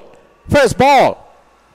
So the new batsman, Shaquai Floyd, bowled first ball. It's Cottrell, sorry. Cottrell, correction. Bowled. And so he has been bowled by Rakeem Cornwall for 2. 113 for 8. The batsman having crossed while that ball was in the air. Cottrell got a ball which was well up to him, and he played all over it. Yeah, bowled by a Yorker length delivery there from Rakeem Cornwall. Quick and flat, low trajectory. But this game is not over. 113 for 8. I think there was a game previously by the Blackhawks, not in this tournament, but small totals tend to give the Blackhawks a little bit of scare. And they have not been clinical in this tournament. They have won their games, yes, but they have not been, their clinical selves. And I'm sure with what is turning out to be a relatively low total, this game is far from over. Well, Cornwall is on a hat-trick, and the batsman who is gone out there is Anthony Martin, the former West Indies leg spinner. He fancies himself as a batsman as well, and he's been asked to defy Rakeem Cornwall at a point where they will need runs as well. What will be his position? Will he look to just get a single, or will he look to try and get a boundary? 113 for 8, not the score Bethesda Golden Eagles would be looking for at the start of this match. Here's the delivery, and he decides to just defy the bowler, and he comes half forward, and the ball hits the top part of the bat and just falls away into the offside for Joshua Thomas to move from behind the stumps. Having survived that hat-trick, I don't think he's going to be in a defensive mood anymore. Here's he just turning the ball away down to the short fine leg position and gets a run for it. So he's off the mark. He's on 1. So 2 new batsmen at the crease. Shaquai Floyd will now face his first delivery. So Martin on, in fact, was there a signal of leg by? I think it was a leg by, yes. Yeah, so he's still on 0. Score is now 114 for 8. 2 balls left in the 18th over, so just 2 to come after this one. Rakeem Cornwall, a few paces in, bowling off breaks, turned away by Shaquai Floyd for his first run, down towards the backward square position. The return is carefully thrown in towards the base of the stumps, into the gloves of wicketkeeper Joshua Thomas. Rakeem Cornwall, in the course of his third over, 1 ball left. He has picked up 3 for 11, incisive and economical. This one goes past the edge of Martin's bat and into the gloves of the wicketkeeper Joshua Thomas. So Rakeem Cornwall, 3 overs, no maidens, 3 for 11. Again, proving his worth, not only as an economical bowler, but as a penetrative bowler as well. And in tandem with Kadeem Phillip, they've certainly put the reins on the Bethesda middle order. Jack, the caliber and the quality of this tournament can certainly be seen by Anthony Martin coming in as the 4th West Indies player in the Bethesda lineup. I mean, not too often in any type of local cricket do you find 4, whether they're former or current West Indies players, in any one lineup. And I think that speaks volume to the development of this tournament and also to the potential of the tournament. Kareem Agor is in. The penultimate over of the innings has started. No run, 115 for 8. And the others with West Indies experience in the side, Gavin Tongue, Devon Thomas, and Sheldon Cottrell. edged away and beats the diving Will and Cornwall, and has gone away, just pulled back by Terence Ward, and they'll come back for a third. No, they won't. So they got 2 for that. The ball edged away down to the fine third man position, and Will and Cornwall having a cosmetic dive. Yeah, it was a cosmetic. It wasn't deep. It was cosmetic. It was superficial. Yes.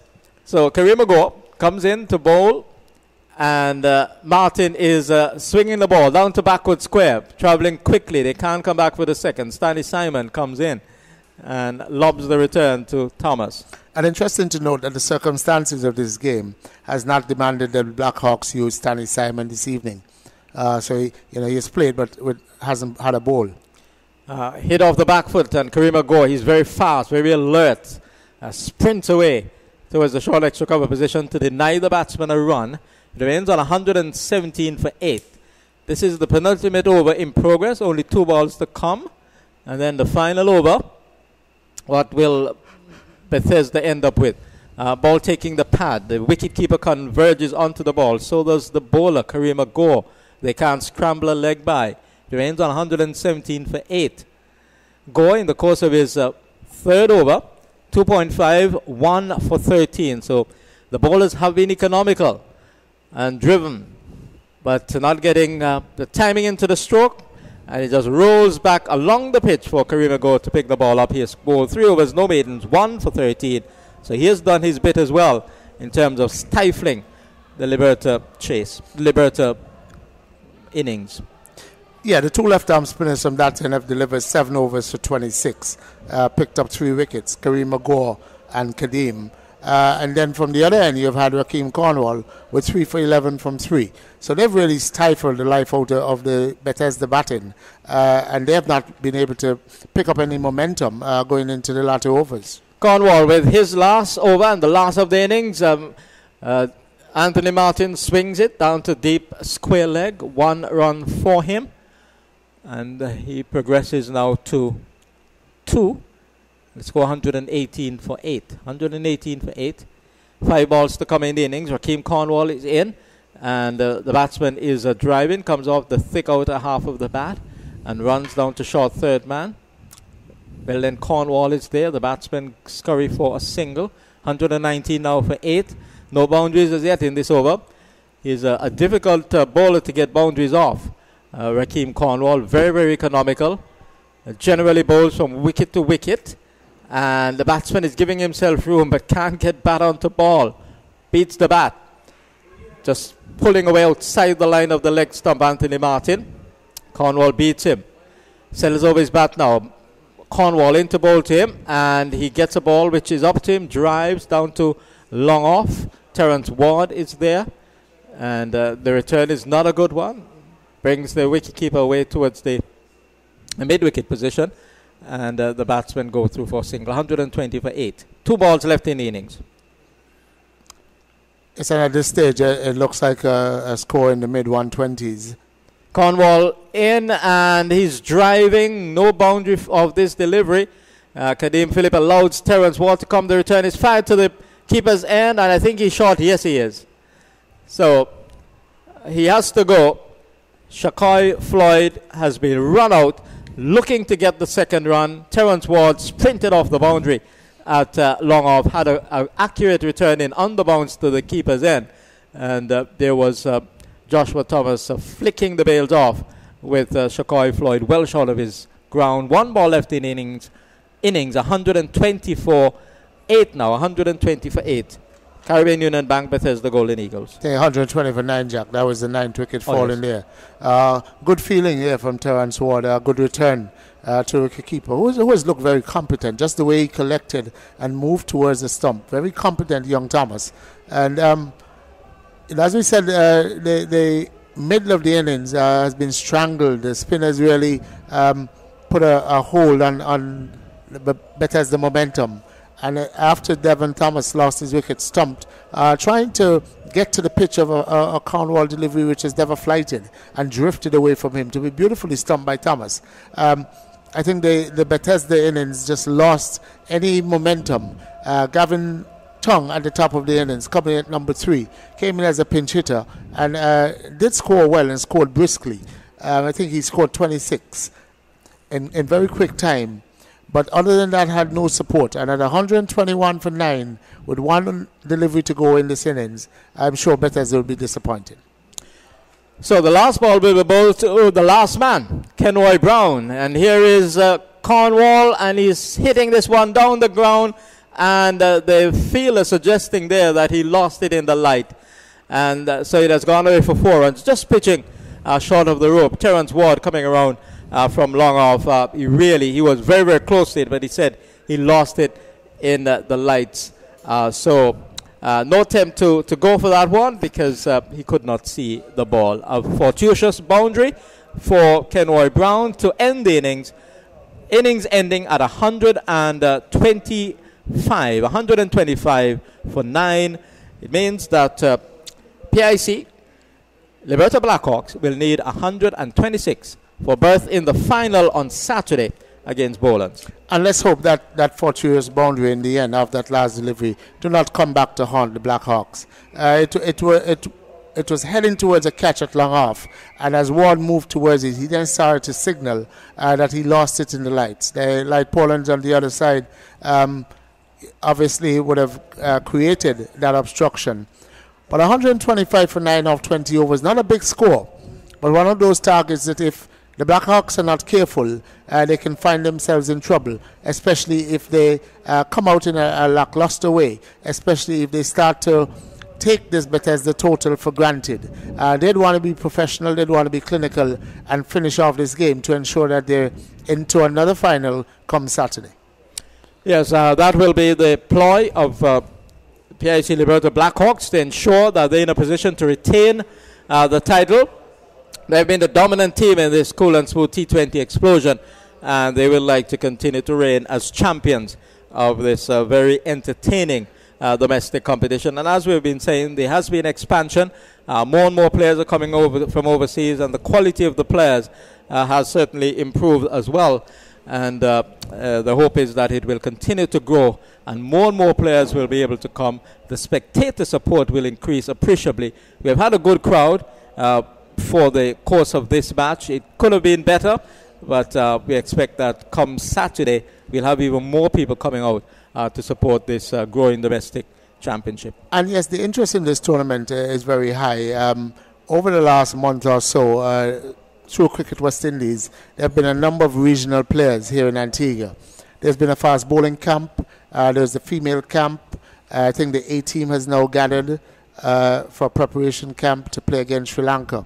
And so the players are here, the players are around, they're interacting, and they're seeing the caliber of this tournament, and they're showing interest. So come the 2019 edition, it is expected that a lot more players from around the region would definitely be interested to come and pick their skills in this local tournament, the Cool and Smooth T20 Explosion.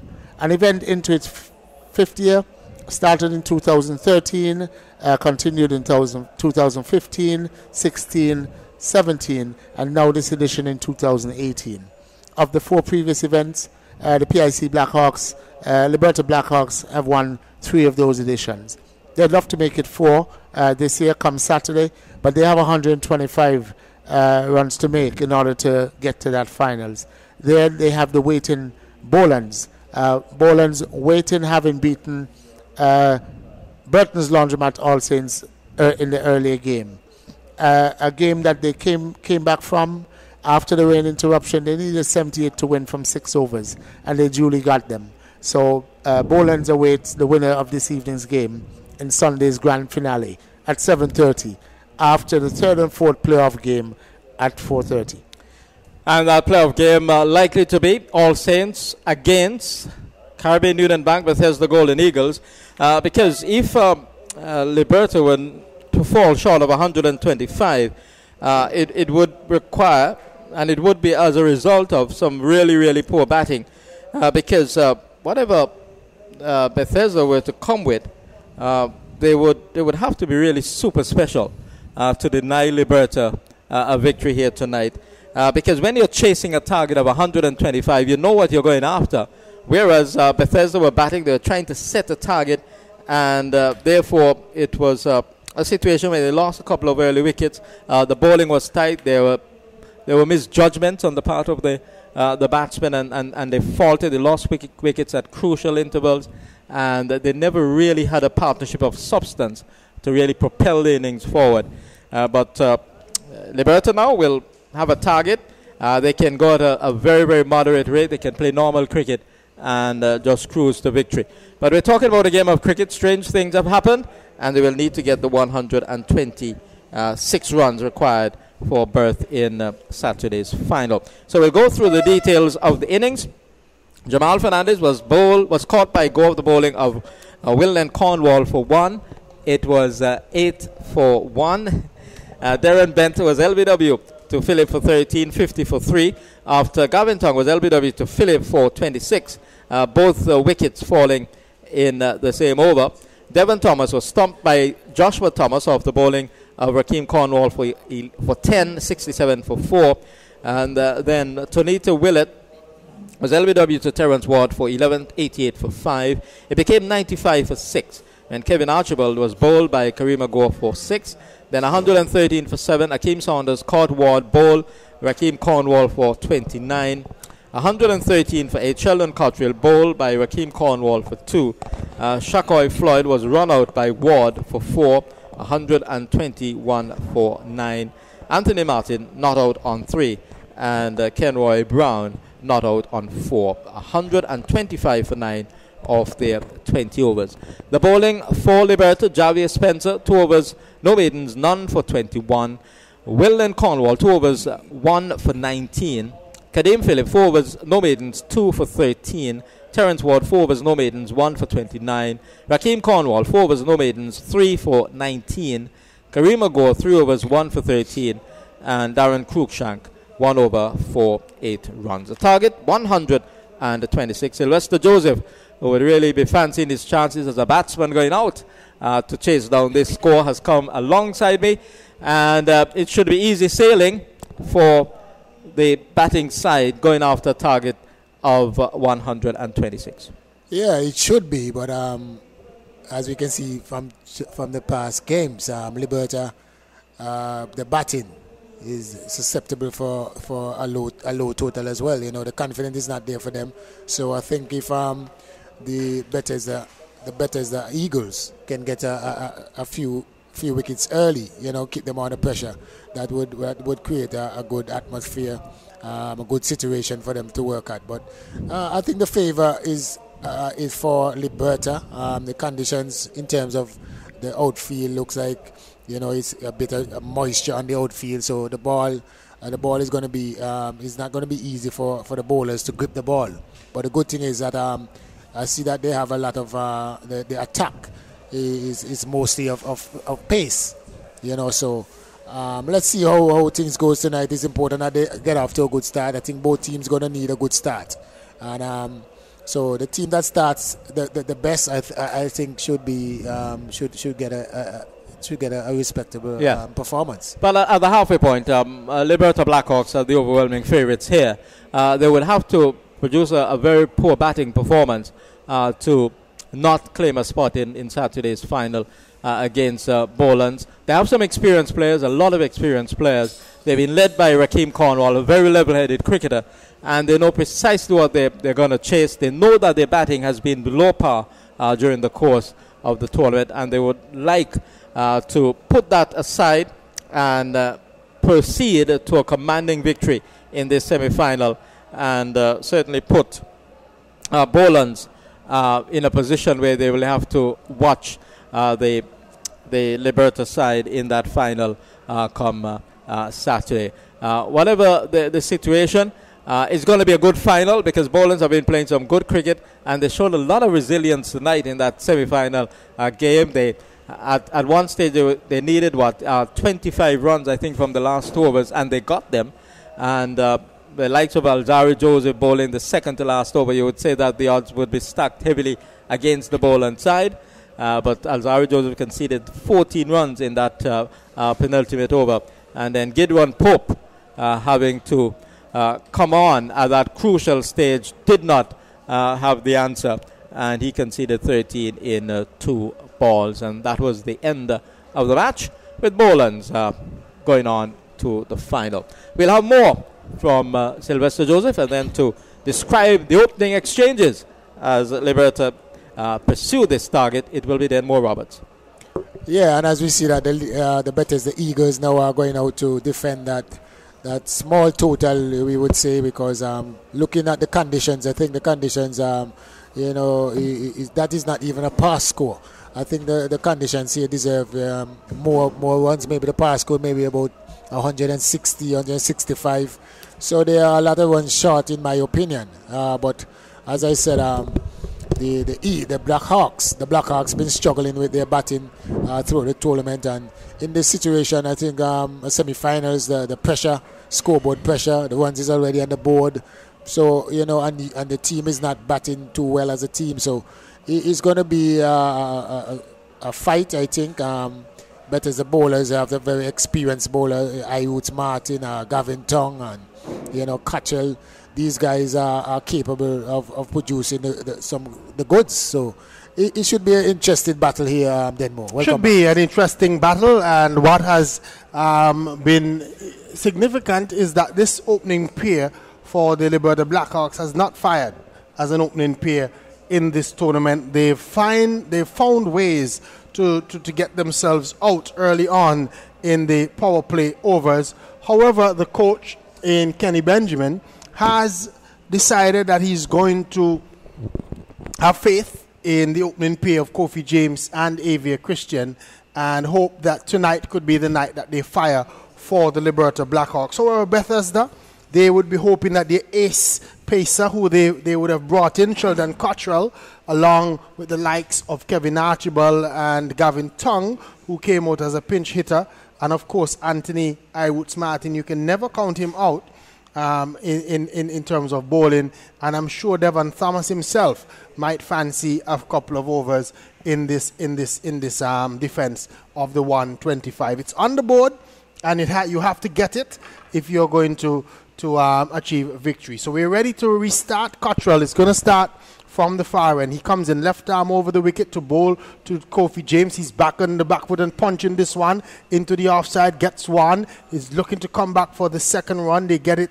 in the end. So 2 to Kofi James to start. Just a back foot punch, just on the back foot and easing it through the offside. Not looking to do anything spectacular, and picking up himself 2 runs to get the Blackhawks innings up and going. Cottrell, who in this tournament has not necessarily had the success that he was hoping. Here is he in, and this delivery, he's pulling and almost getting it carrying to that field, like that short backward square position. It was Kofi James was looking to pull, and almost a half-hearted stroke, taking his hands off the bat. The ball ballooned in the air, but fell well short of who looks to be like Shakoy Floyd, who's at that backward square position and could have been in some trouble there, Kofi James. Yeah, that was a short, quick one, and he hustled onto him, and he had to take his hand off the bat instead of he carried. Here is James facing up to Cottrell, and this time he's pulling it in the backward square leg position. He's out caught. So this time again, second, and the signal of the salute comes from Cottrell. It was a short delivery, this time not as quickly, and again James just with that little paddle stroke hitting it to the right of Shakoy Floyd. He moved smartly to his right, took the catch two-handed. That's the end of Kofi James. The Blackhawks losing their first wicket onto their 2-for-1. Kofi James caught Floyd off Cottrell, and he's failed once again. Yeah, and I said that the batting for the Liberta Blackhawks in this competition, is not. He doesn't give you the confidence to believe that this. Even though we see that the conditions here, you can become an easy target. The batting is not convincing throughout, and here we start again. Here we go again. It's not convincing, so we have to watch and see how it goes from here. Who is that coming out? Is that Ward? That looks to be Terrence Ward. So Ward has earned himself a promotion tonight. He's coming out at the number 3 position. Last time when he batted, he was out first delivery to Keone Greenaway, one that just pitched and turned away from him in his edge found. He was caught behind the first delivery, so he's given the opportunity to come early tonight for the Liberta Blackhawks. Maybe the Liberta Blackhawks camp would love for him to get in and get a knock. Here is he facing up to Cottrell. Cottrell is into Ward, and Ward gets one on the line of the leg stump, and he tucks it away into the onside field. He comes through for a leg by the wicketkeeper. Benter coming from behind the stump and firing that ball at the stumps with some venom. Backed up on the onside, so one more to the Blackhawks total. They're 3 for 1 in over number 1 being bowled by Sheldon Cottrell. And we saw the salute. We finally got the salute in this tournament. He's been struggling for wickets, but with that wicket of Kofi James, and it's a strange thing because it's two deliveries, almost the same result. The first one falling short of the fielder, the second one carrying the same type of stroke, half-hearted pull shot. Here is Cottrell in, and he's bowling right through the. But the bails don't come off. The batsman in Christian, the bails lit up, but they stayed on. Oh my goodness, that one, the bails clearly lit up, but they've stayed on, so Christian survives. My goodness, that was a good delivery from Cottrell. Christian must be thanking his stars or somebody, because the ball clearly hit the stumps. The bails lit up, but they stayed on. They're going to have to check those grooves.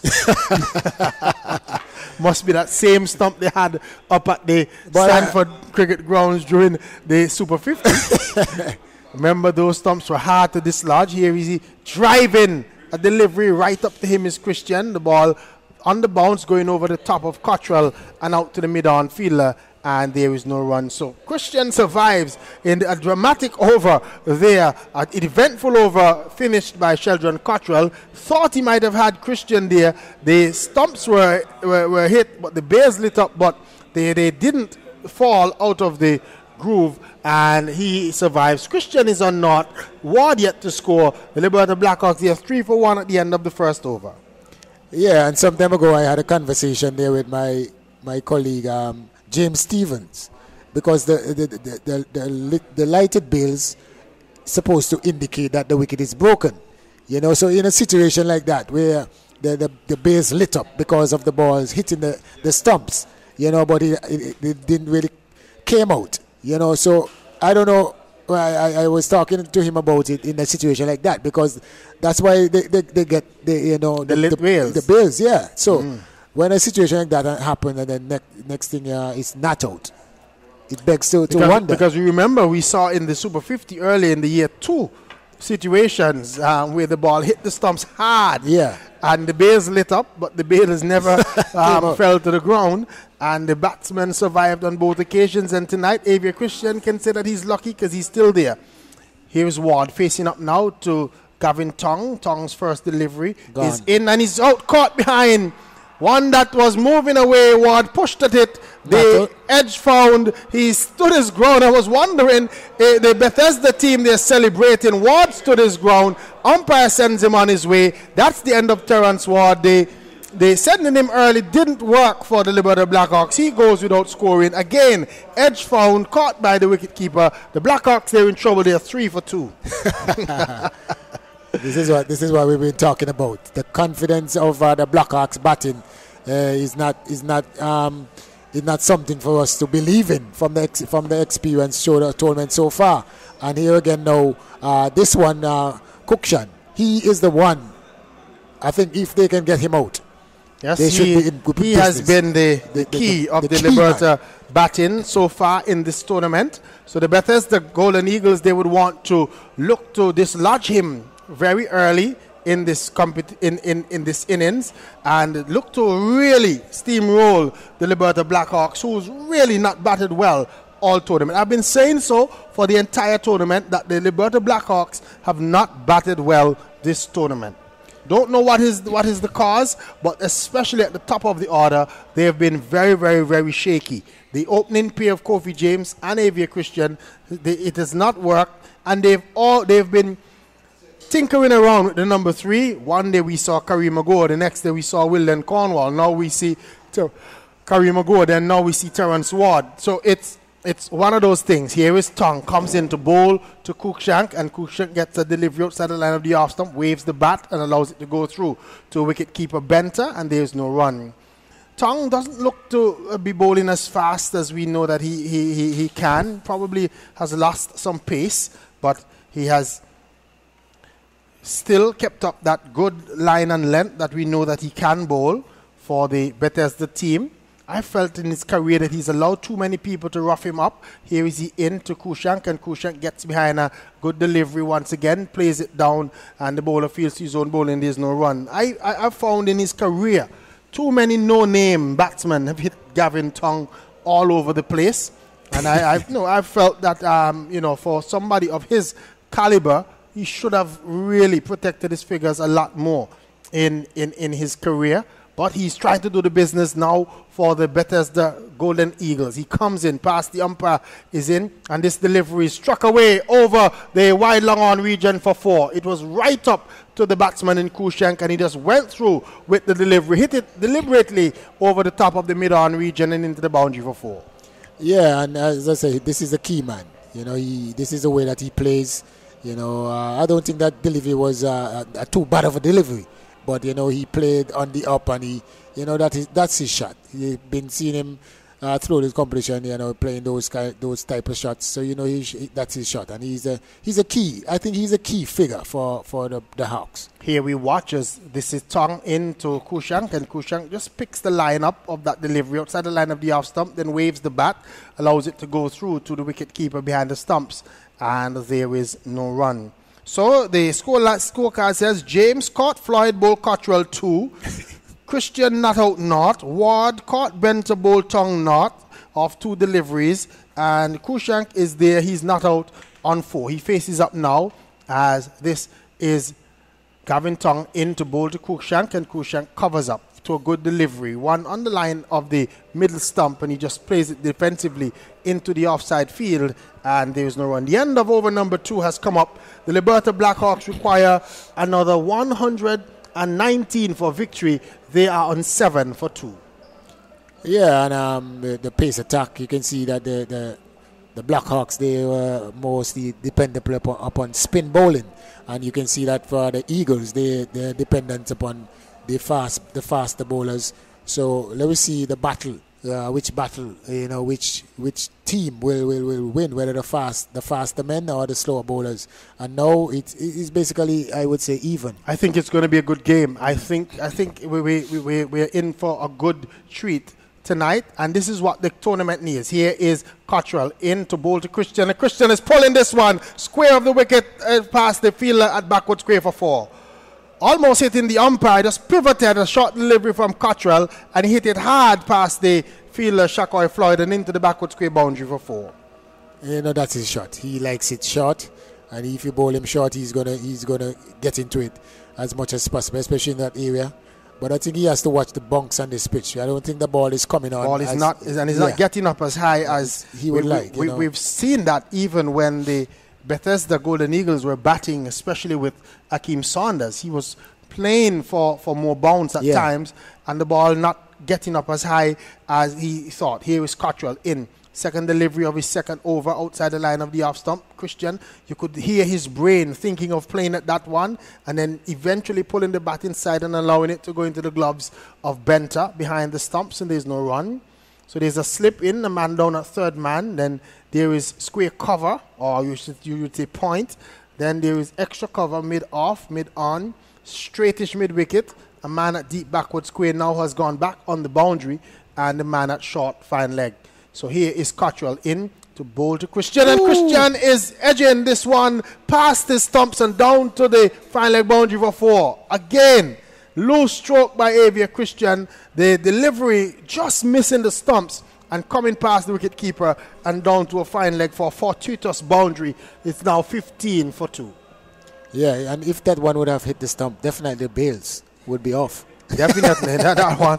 This time it would have been criminal had the Bales not fall off on that occasion, because that was a quick delivery from Cottrell, who's trying to really eke out some early wickets for his team, the Bethesda Golden Eagles. They've been there or thereabout in this tournament. They've probably been in the finals more times than anyone else, because they've really had the opportunity over the years. Here is this one played down to a wide third man. Archibald is there, just a single to Christian.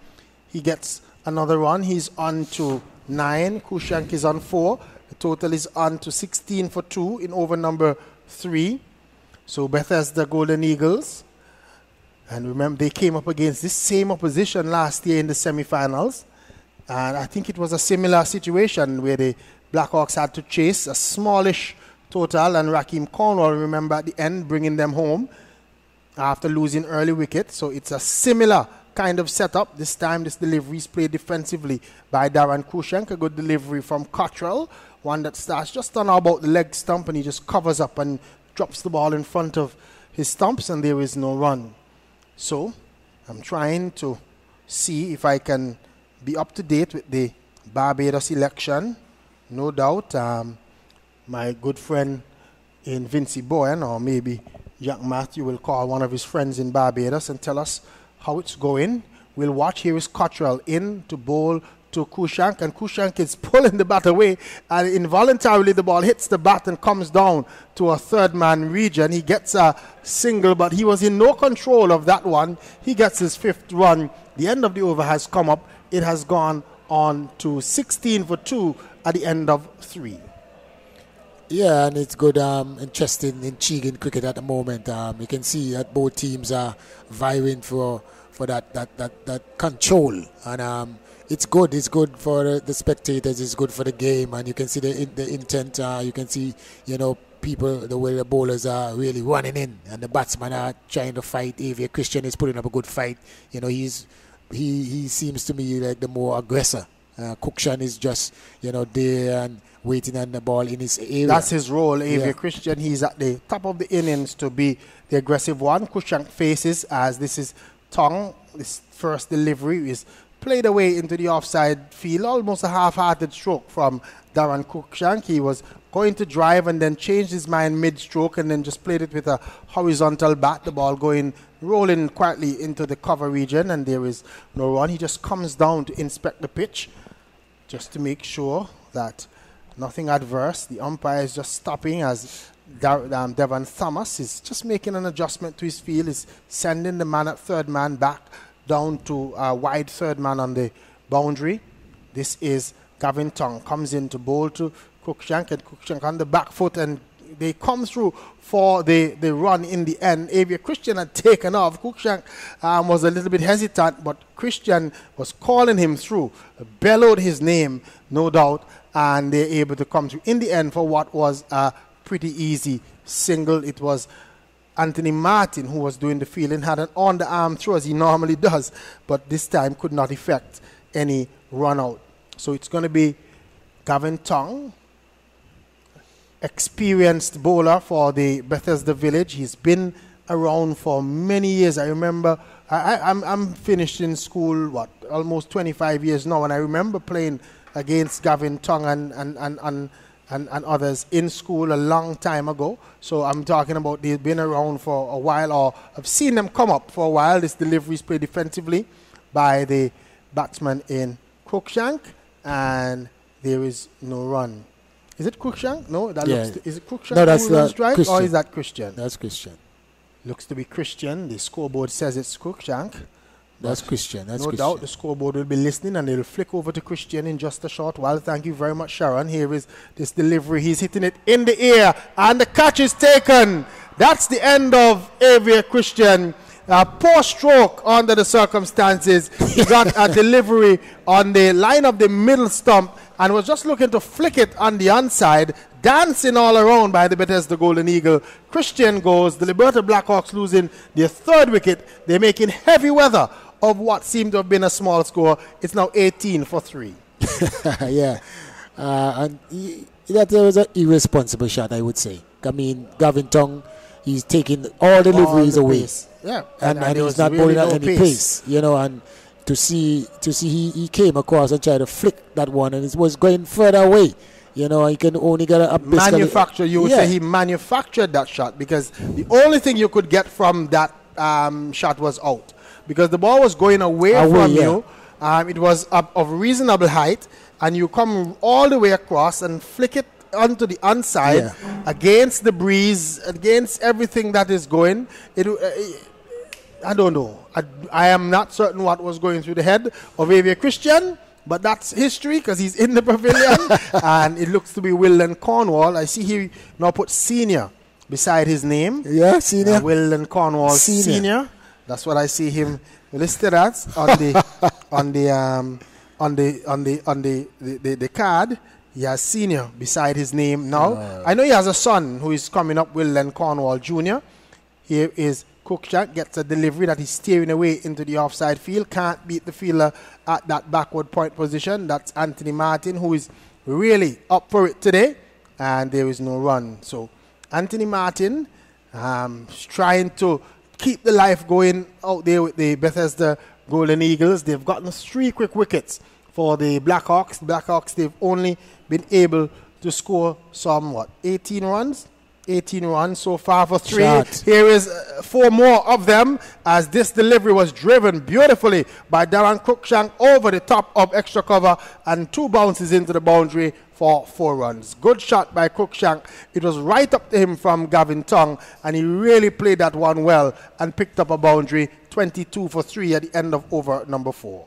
Yeah, for the betterment of the Eagles, they would love to see the back of Cruikshank.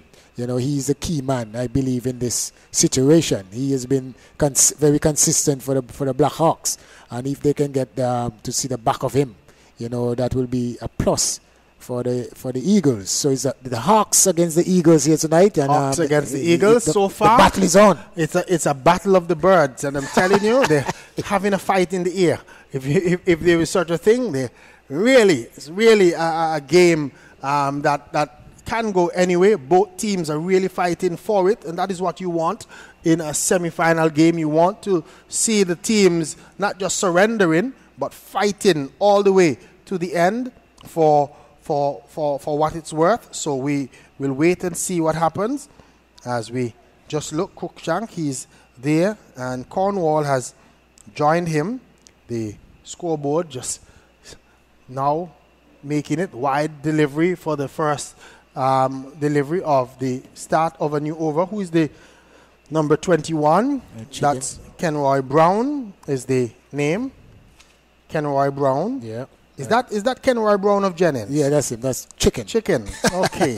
All right. Yeah. But if I was a captain out there, I know for a fact, I mean, one of my experienced bowlers in this situation would be given the opportunity. Anthony Martin, I would think. Here is Cornwall cutting and missing a delivery outside the line of the off stump. Cornwall has not been in good form in this competition. He's just he's been trying to hit his way into form, and it's not batted well at all. And many of the Blackhawks fans, surprisingly, I was in the crowd the other day, and many of them were calling for the head of Wilden Cornwall. They were asking for him to be dropped. Here we watch as Brown is in, and this delivery is steered away down to a short fine leg. The throw comes at the non-striker's end, but Cornwall gets home easily. Cruikshank was always alert, sprinted down maybe 4 or 5 steps. He was in his crease, which caused the fielder to throw the ball at the non-striker's end, but Cornwall also got into his crease. 24 for 3 in over number 5.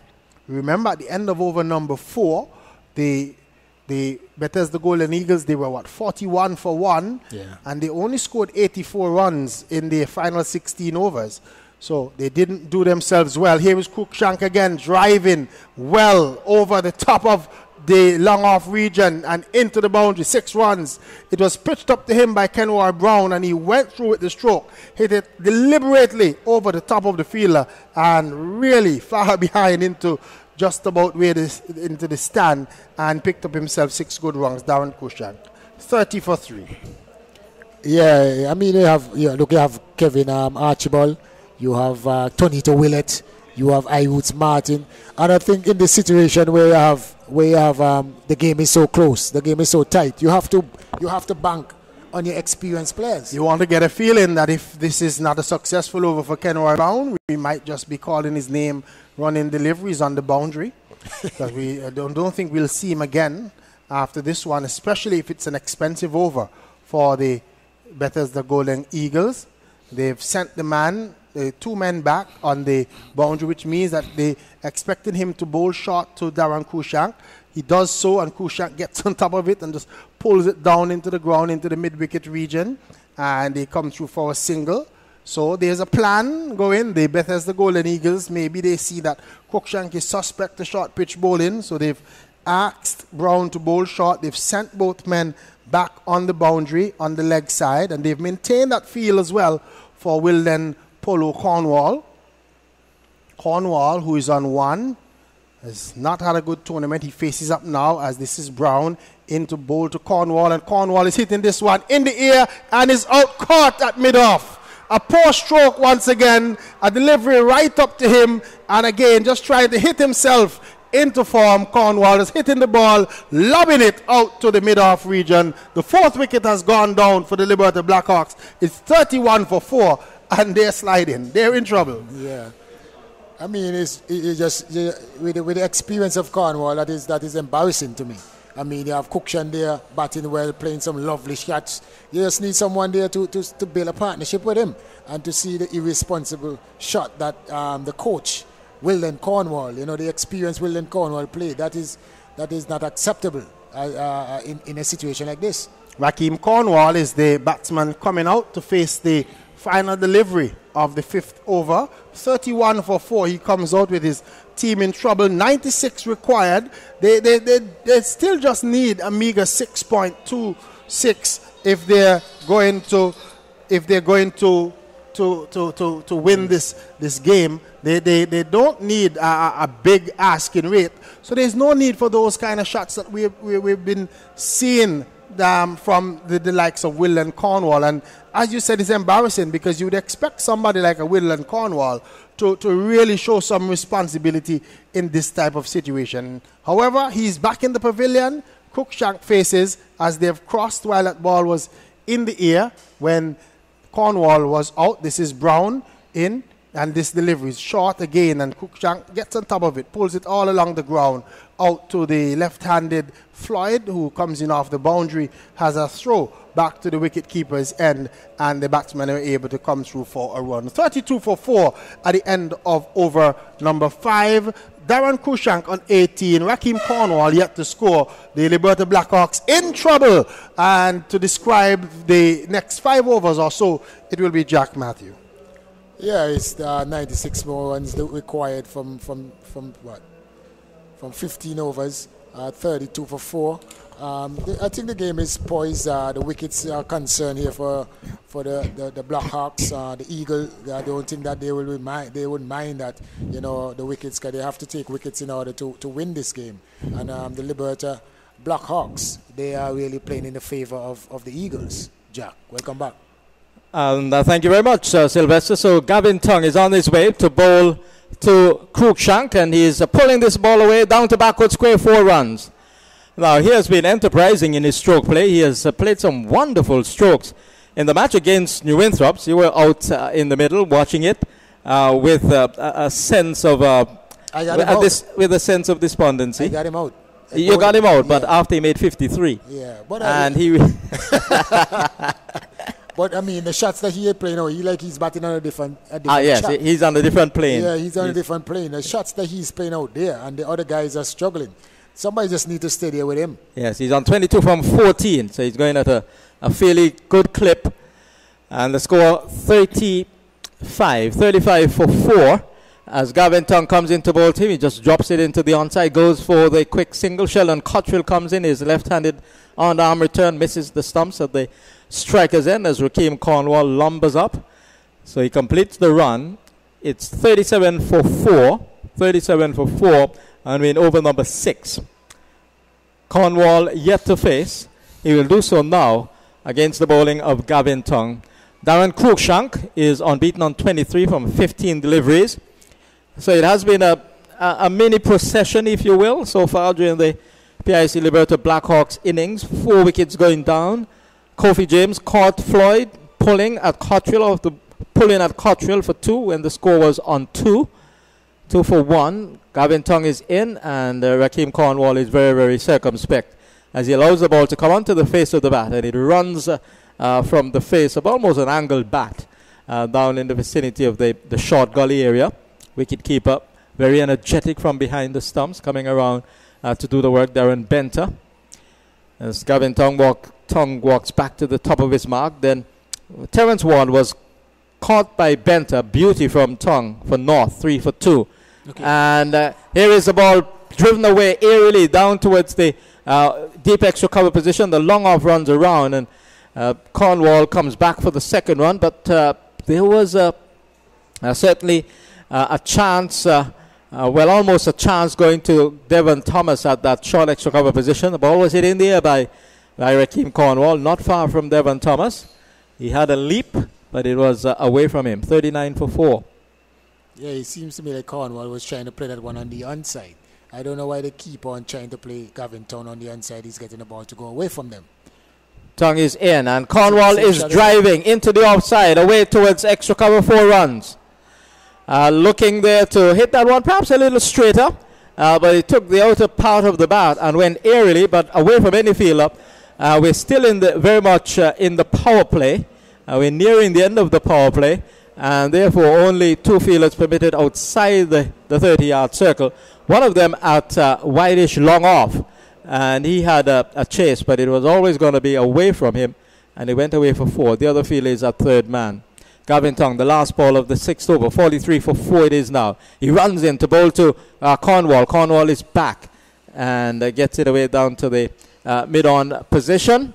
So we've had 6 overs completed, and Liberta Blackhawks, sponsored by the People's Insurance Company, PIC, they are 43 for 4 after being 31 for 4. The target 126, just 126.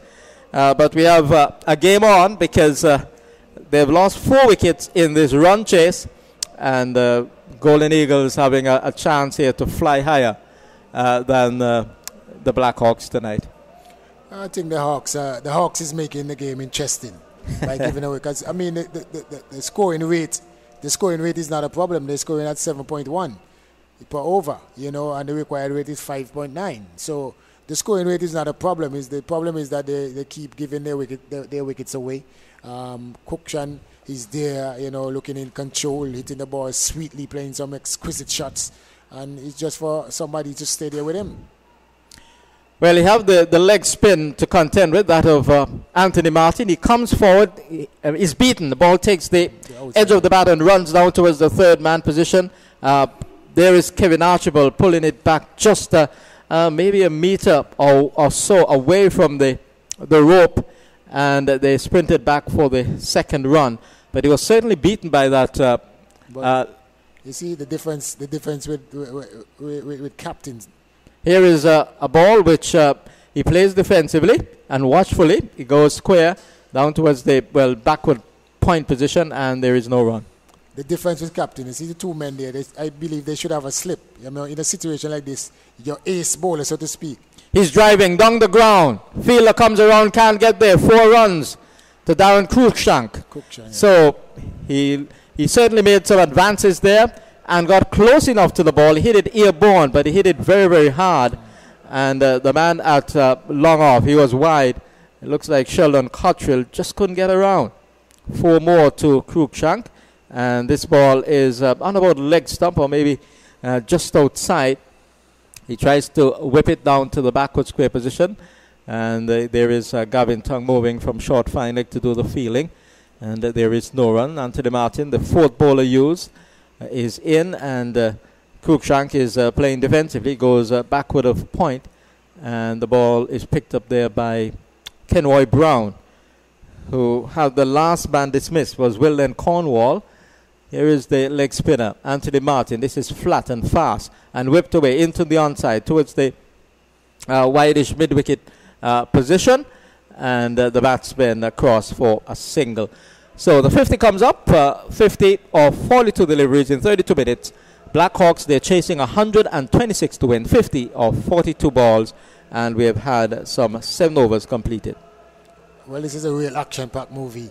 going on out there. We have a lot of action out there. But as I was saying, I mean, in order for the Eagles to win this game, they have to bowl out the Hawks.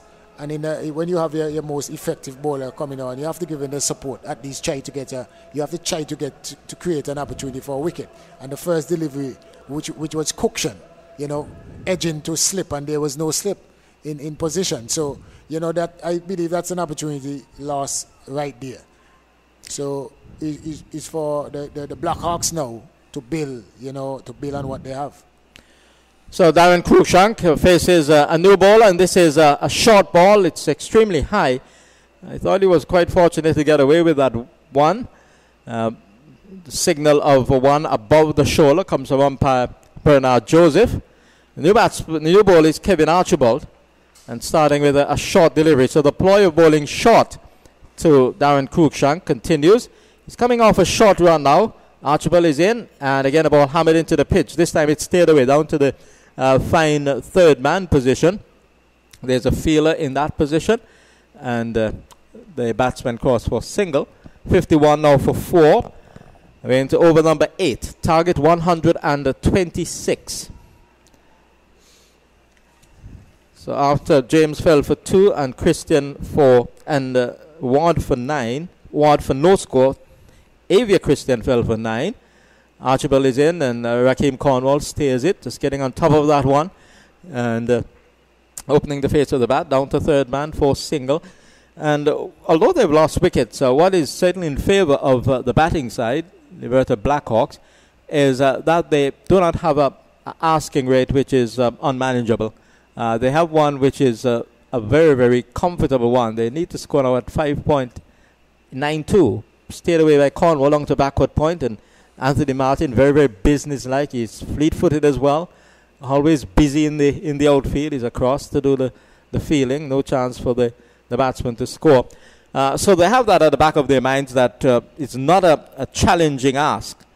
And they will be able to approach it with a certain degree of caution. Here is Kevin Archibald outside the off stump and slashed away down towards the deep point position. The sweeper comes around. Hesitation between the two. Cruikshank will have to get back into his ground, as Cornwall said no. Cornwall, of course, not the fastest of movers for obvious reasons. And so he said no. And Cruikshank had to put the brakes on and scurry back into his ground. The ball was hit towards the deep point position. The fielder was fast, though, coming around from the sweeper position at cover. Cornwall just turns it around the corner down to backward square and ambles the single, coming to the non-striker's end. So, well, he retains the strike because that was the last ball of over number 8. 8 overs gone. The score 54 for 4. 54 for 4.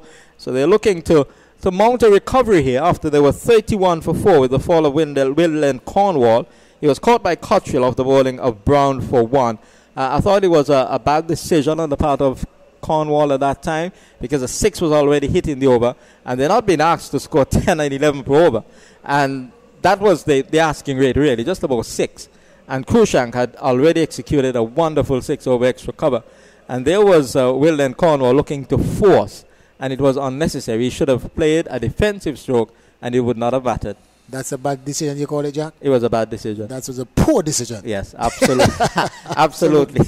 And that drives home the point, yes. And for a man of his stature, yeah, that's what I'm saying, and experience, it really was really bad. Rakeem Cornwall, much more level-headed, I think. He's the captain as well. He will need to be. And he's very watchful. In the situation like this, all he needs is a good partnership. And as I say, Cookshan, he's playing a tremendous hand. Martin is in, and Cornwall stands up straight and just jerks the bottom hand. The ball runs away into the onside, but Anthony Martin scurries around, almost knocking Cruikshank on his way in trying to get to that ball. Very purposeful in his approach, very energetic and confident. Again, he runs into the non-striker. This time, he doesn't get around him, and the ball runs down to the long-on position for a single. I don't think he would have been able to stop it either, because it was hit much firmly this time by Cornwall. So Cornwall is on to 9 with that stroke. Krushank on 32 comes into strike. And here's he driving hard down to long on. And the fielder just bubbles, but Cornwall had already settled for one. And he knows that they don't have to really worry and risk a second run or so because the asking rate is very much within scope. They need to score at 6.18 now. They're scoring in excess of that at 6.46. That's the current run rate.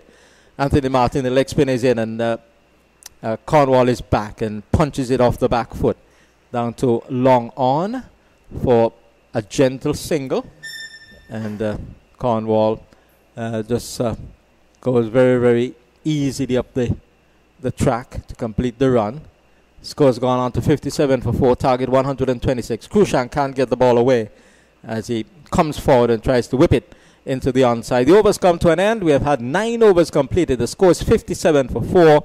57 for 4. They need 126 to win. James fell for 2. Christian 9. Ward naught. And Cornwall on 1. Krushank, he has been very much the live wire in this batting lineup for Liberta in this competition. The cool and smooth T20 explosion. He's unbeaten on 33 from 27. And his captain Cornwall is there at a run of ball 10. Yeah, he's basically 69 from 66 deliveries. Both these guys are basically the most experienced batters that they have out there. Kevin Archibald is in. Cornwall swings this one away down to backward square, 4 runs. So it was not all that short, but Cornwall picked the length very, very quickly. And he was back and he pulled it hard. And he's a man of enormous strength. He's giant size and he really hit that one well. And he's a good timer of a cricket ball too, Rakeem Cornwall. So there was a combination of power and timing, and the ball sped away down to the backward square position for 4. He's on to 14 from 11. The score goes into the 60s. It's 61 for 4. This is over number 10 in progress, and the batsman is driving. And it's knocked down there by the fielder at mid-on. The ball goes away from him. Is it the captain, Devon Thomas? Yes, it is. A man with a lot of talent. He's a wicket keeper. He's a batsman. And he's a man who fancies himself as a bowler. He's jack of all trades. Yes. Jack. Not Matthew. Jack of all trades. He's at wideish mid on as Kevin Archibald goes into bowl to Krushank. And Krushank is defending. And he gets a run here because Kevin Archibald is a little bit slack in allowing the ball to slip out of his grasp and go behind him.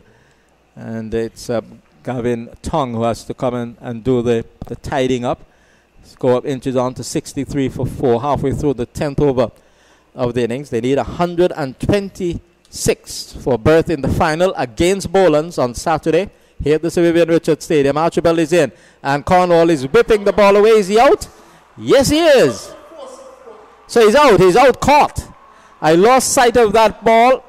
Here was a ball up to Rakeem Cornwall. He was trying to whip the ball away into the onside. Caught by Cottrell at backward square of the bowling of Archibald for 15. And the score is 63 for 5. Rakeem Cornwall goes caught Cottrell of the bowling of Archibald for 15. 63 for 5. And there is still life in this game. I tell you, the Blackhawks, you want to keep the fans in Cheston. Because the only hole that the Eagles has any chance is by the stupidity, I would say, of the Blackhawks batters so far. And I remember saying that if they were to lose this match, it would take a very, very bad batting display by Liberta. And we're seeing it. The judgment has been poor on a number of occasions. And I'm surprised that Cornwall decided to go for a shot which was not quite on. He was forcing that one. And all he needed to do was to try and play it along the ground for single. He already had a boundary in the over. And that's all that they need. They need to score just about 6 per over. They're already ahead of the asking rate. And they're just finding ways to get themselves out. And that is exactly what the Bethesda Eagles wants. You know, they want to get wickets in order to win. So Archibald is into the new batsman. That's Karima Gore. And he plays it defensively. And there is no run. So 1 ball left in the 10th over. And we could have a situation where this match could go down to the wire. in the first semi-final. It went down almost to the wire because we had the last over. And here is a ball which rises and disconcerts the batsman, and has gone away for 4 leg byes. So he must have brushed the helmet on its way through. But Karima Go is, was it Krushank who was there? Or was it Karima Go? It was Go. And the ball flew down towards the fine leg position after deflecting apparently from the helmet, and it ran away for 4 leg byes. So we're at the halfway point of the innings. They're 67 for 5. PIC Liberta Blackhawks, they need 126 to win the match. More from Zorul Bartley. In fact, Zorul Bartley has just joined me. He'll have a word or two, and then he'll be joined by Denmore Roberts after this delivery from Anthony Martin. He's in, and Krushank is coming forward and just works the ball away down towards the long on position for single. With that single, it's on to 68 now for 5 at the start of the 11th over of the innings. Zorul Bartley, it's a very, very dicey situation, and the interest seems as if it will last until the last over. Well, the batting of the Blackhawks has certainly let the team down, with the exception of the quality batting from Krushank. The rest of it has been, found wanting. It's been all tournament, Zoral, if we're honest. They've not batted well in this tournament. Here is this delivery to Karima Go, played defensively out into the offside field. Karima Go can bat. He's a good young batsman, but has lacked confidence in this tournament. And I think that the team has been shuffling him all over the place, has not helped. Here is he driving a delivery out to the long off region all along the ground. They run through for a run, and based on the scoring rate required, this could do it. The 1s and 2s could get them home. They require a further 57 runs to get, but they've lost crucially 5 wickets, or is it 6? I'll put my eyes on before I say something wrong. And Krushank is bowled.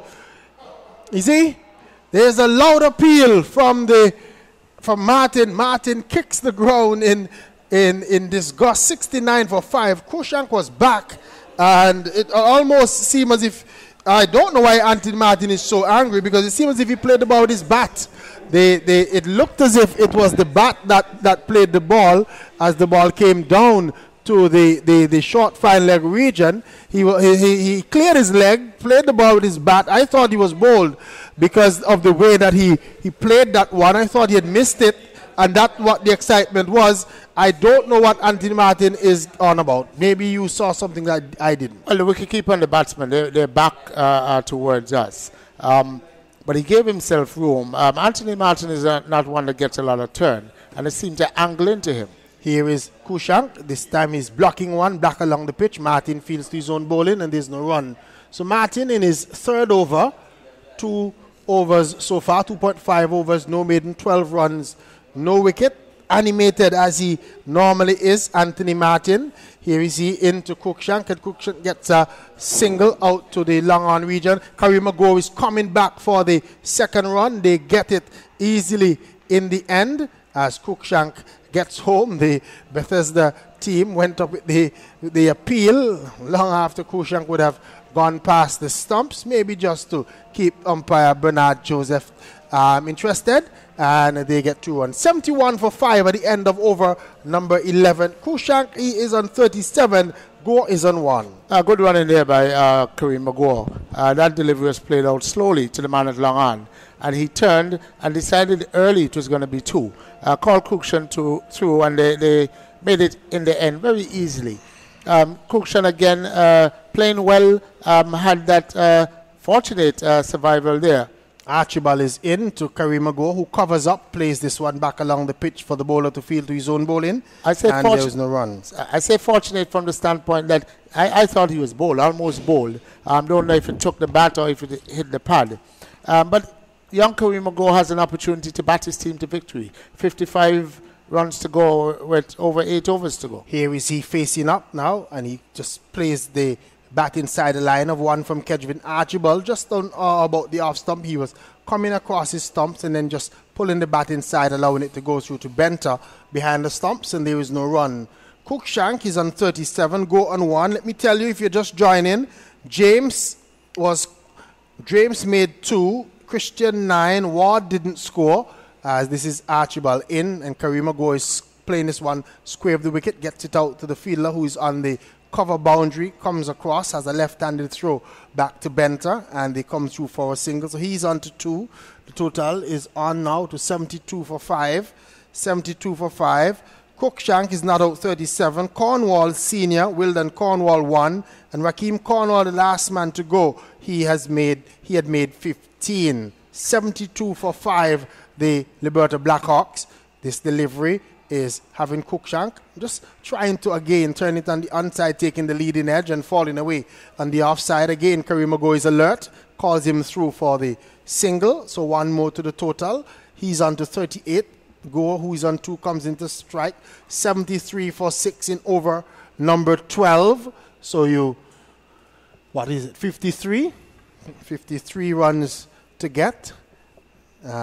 53 at a rate required at 6.36. So not a heavy asking rate for the Blackhawks with a little skip. This is Archibald in to bowl, and this delivery, the batsman is driving and missing a delivery outside the line of the off stump again.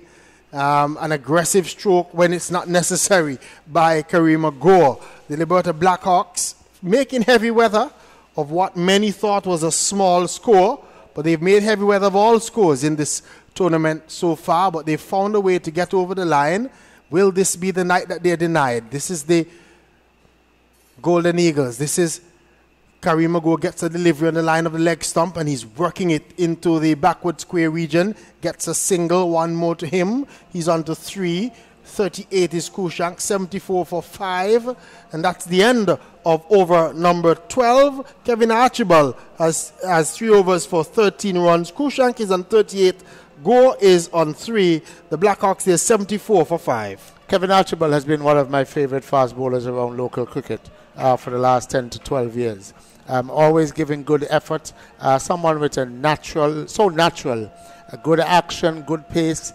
I just wish at an early age someone had explained to him how much talent he has. Yeah. And I'm sure he would have been another Antiguan international player. Really bowled well over the years. Here's this delivery coming down the track and playing it on the onside. Is Go gets another single out to deep mid-wicket. The fielder on the boundary, that's Floyd, brings Cruikshank onto strike.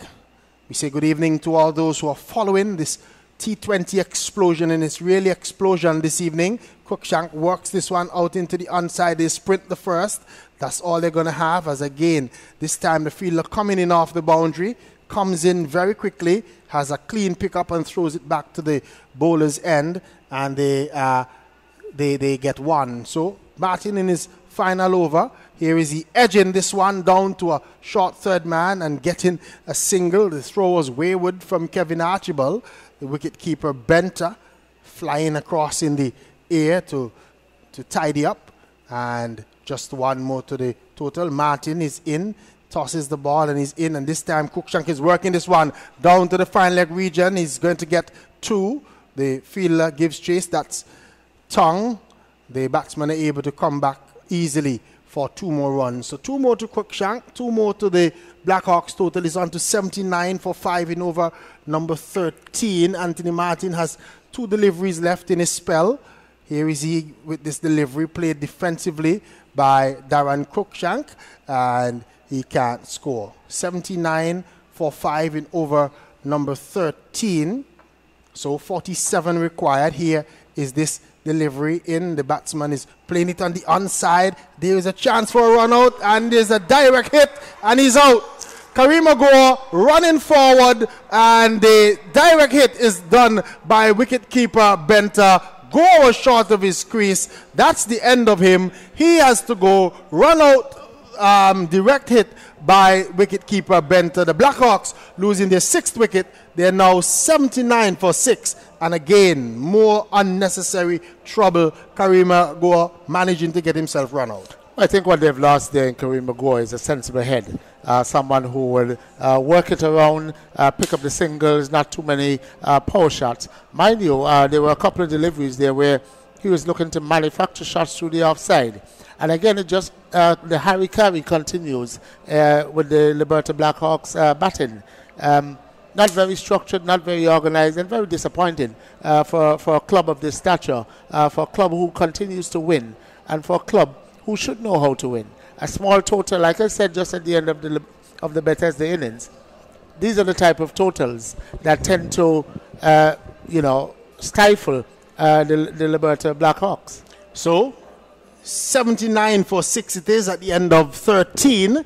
13 overs gone, 79 for 6. And Jack Matthews said it at the start of the commentary, the start of the response, that it will take a colossal failure. He said it would be a tremendous collapse or very poor batting if the Blackhawks were to lose. And so far, so sad. We've put the curse on the Blackhawks. And incidentally, a trivia question the other day was which batsman has had consecutive knots, and the answer was Kadim Phillip. Can he get off the mark today? Here is he facing up to Kevin Archibald, and he's edging one outside the line of the off stump down to third man. He gets a run.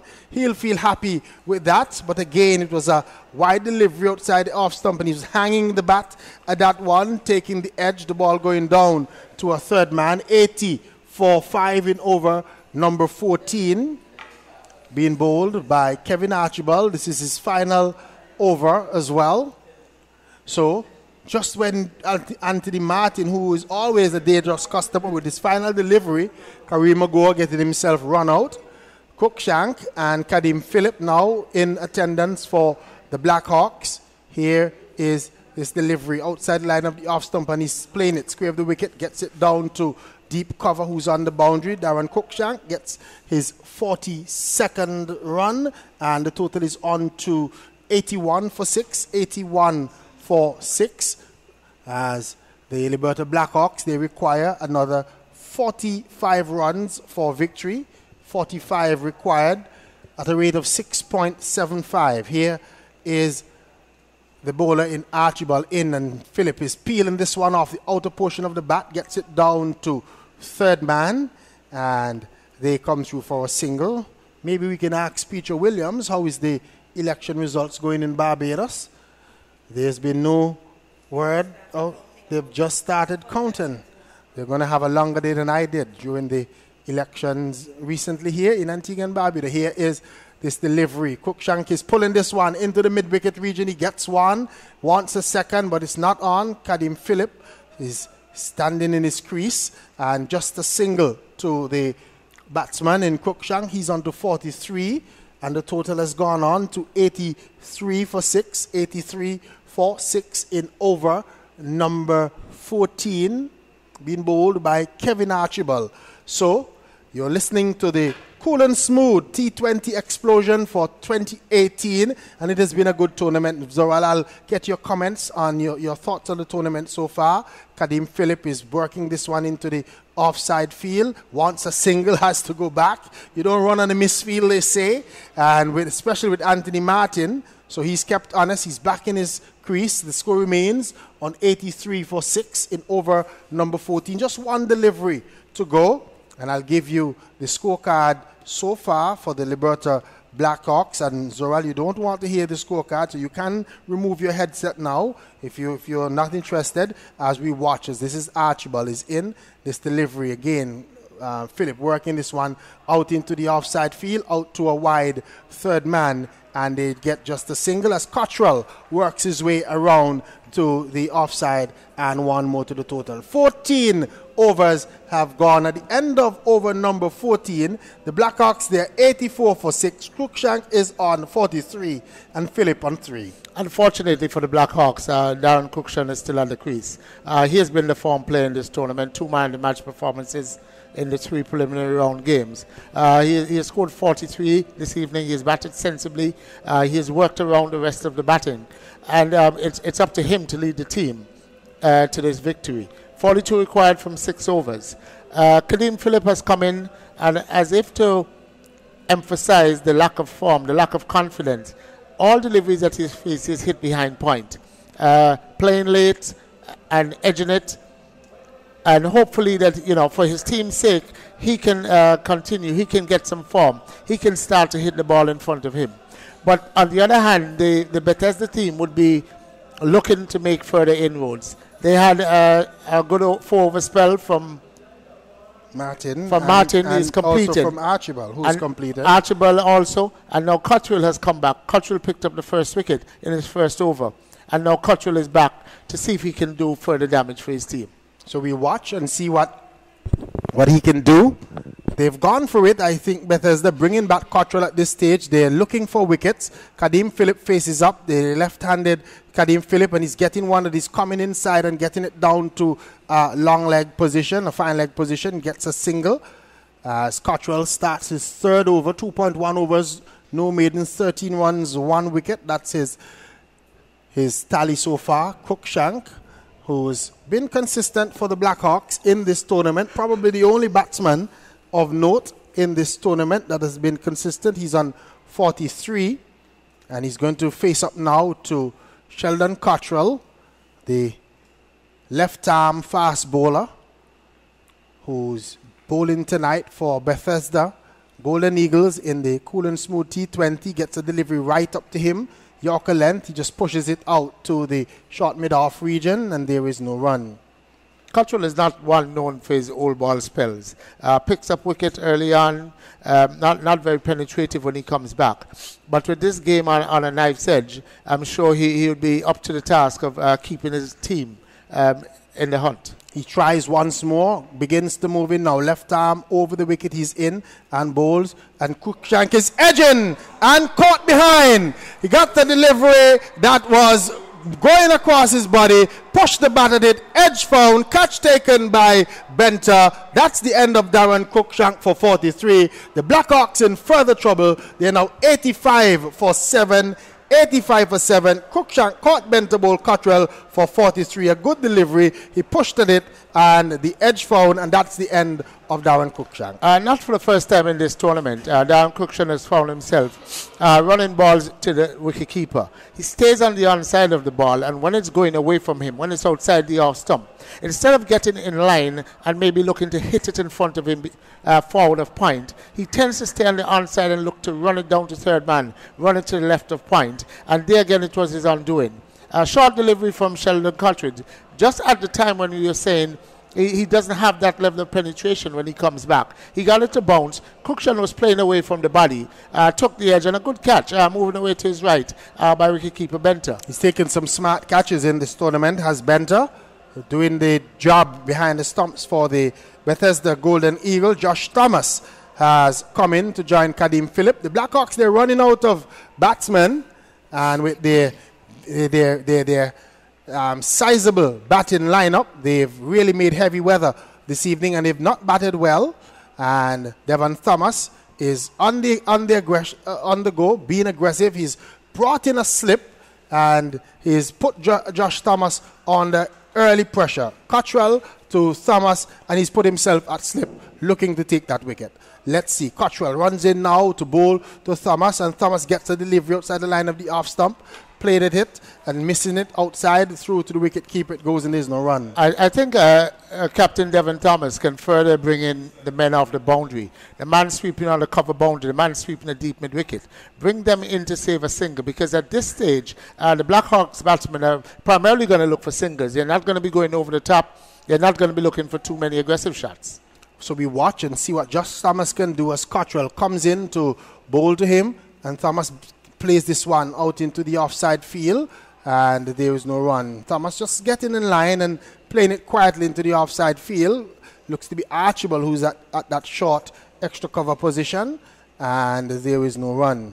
So there's a slip in. The man at third man is wide. Point is short, cover is on the boundary, extra cover is short, mid-off, mid-on, a man at deep mid-wicket on the boundary, and a man down at long leg. This is Cottrell.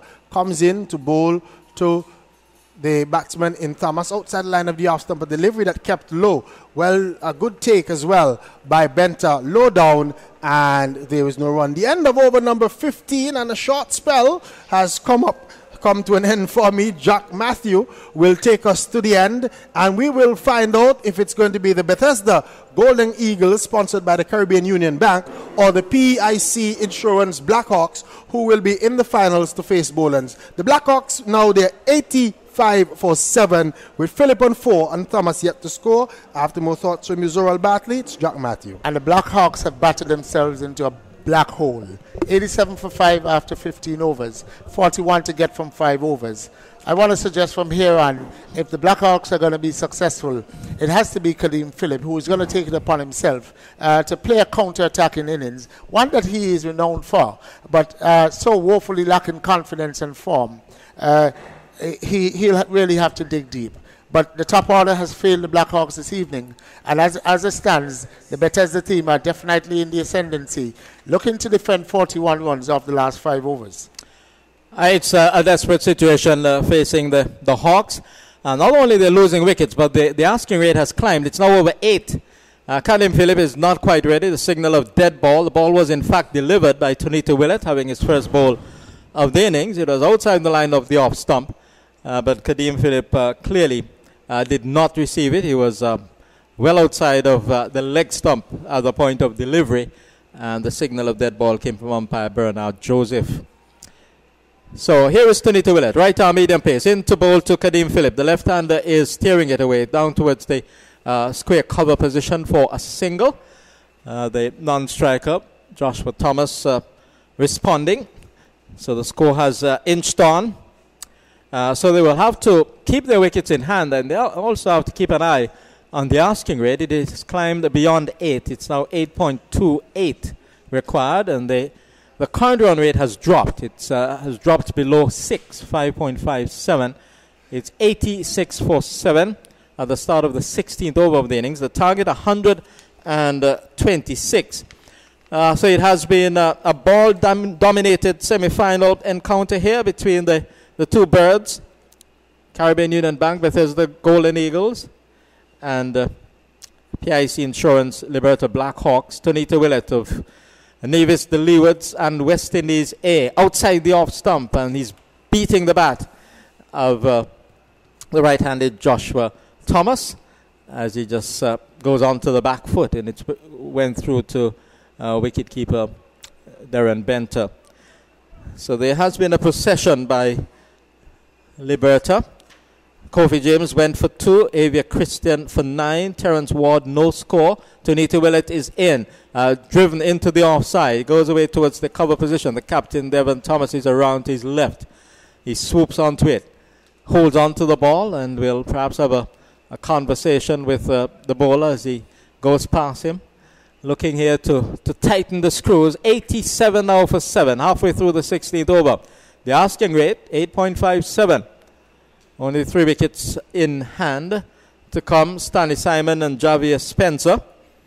So they're quickly running out of batsmen after Terence Ward fell for 4. Cornwall will then for 1. Rakeem Cornwall 15. And he's driving at a wide ball called by umpire Bernard Joseph outside the line of the off stump from Tonito Willett. And it pitched before it got to the wicketkeeper Darren Benter. And Karima Gore departed for 5, run out tragically for Liberta. And then the prize scalp of Darren Cruikshank. He was caught by Bent off the bowling of Cottrell for 43, 85 for 7. Oh, here is a swipe at a delivery outside the line of the off stump. So Kadeem Phillip now playing a desperate stroke in a desperate situation, Zorul Bartley. It's what he has to do at this stage. He has to keep up with the run rate. 3 deliveries gone, only 3 runs from the over. But he's planting his foot down the pitch and swinging right across the line, not watching the ball, so his head is all over the place. 88 for 7, 3 balls left in over number 16. He's driving at this ball. He gets it involuntarily down towards the square backward point area. The backward point position, and they cross for only 1, looking to hit that one straight. And it went off the thick outside edge eerily down to the backward point position. The third man having to come around. The score now 89 it is? Yes, 89 for 7 after 4 deliveries in over number 16. Tonito Willett, right arm over the wicket, into bowl to Joshua Thomas, who drives nicely down to long off. Ball goes to Gavin Tong. He carefully allows the ball to come into his grasp and then sends a return to the bowler's end. The over has come to an end. Yes, it has. 16 overs completed. A score now 90 for 7. Target 126. Kadeem Phillip is on 6. Joshua Thomas is on 2. The asking rate heading up towards 9. It's 8.64. Yes, a study over there from Tanita Willett, bowling full, allowing the batsmen to make any errors that they wish to. Requiring 36 runs from the remaining 4 overs. The Blackhawks have got to step it up if they want to be in this game. Bethesda at this stage just need to relax, just need not to panic, just need to close this game out with some sensible cricket for the remaining 4 overs. Yes, it's getting more demanding with each passing delivery, especially if it's a dot ball. So Tanita Willett has had that 1 over, conceded 6 runs.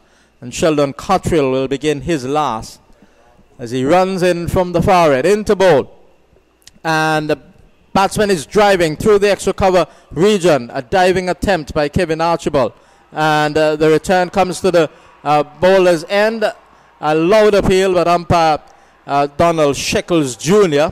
says he's home. So he had to really hustle there, Kadeem Phillip. And he got home in the nick of time. The return coming from the fielder on the deep extra cover boundary. And hustle he did, Jack.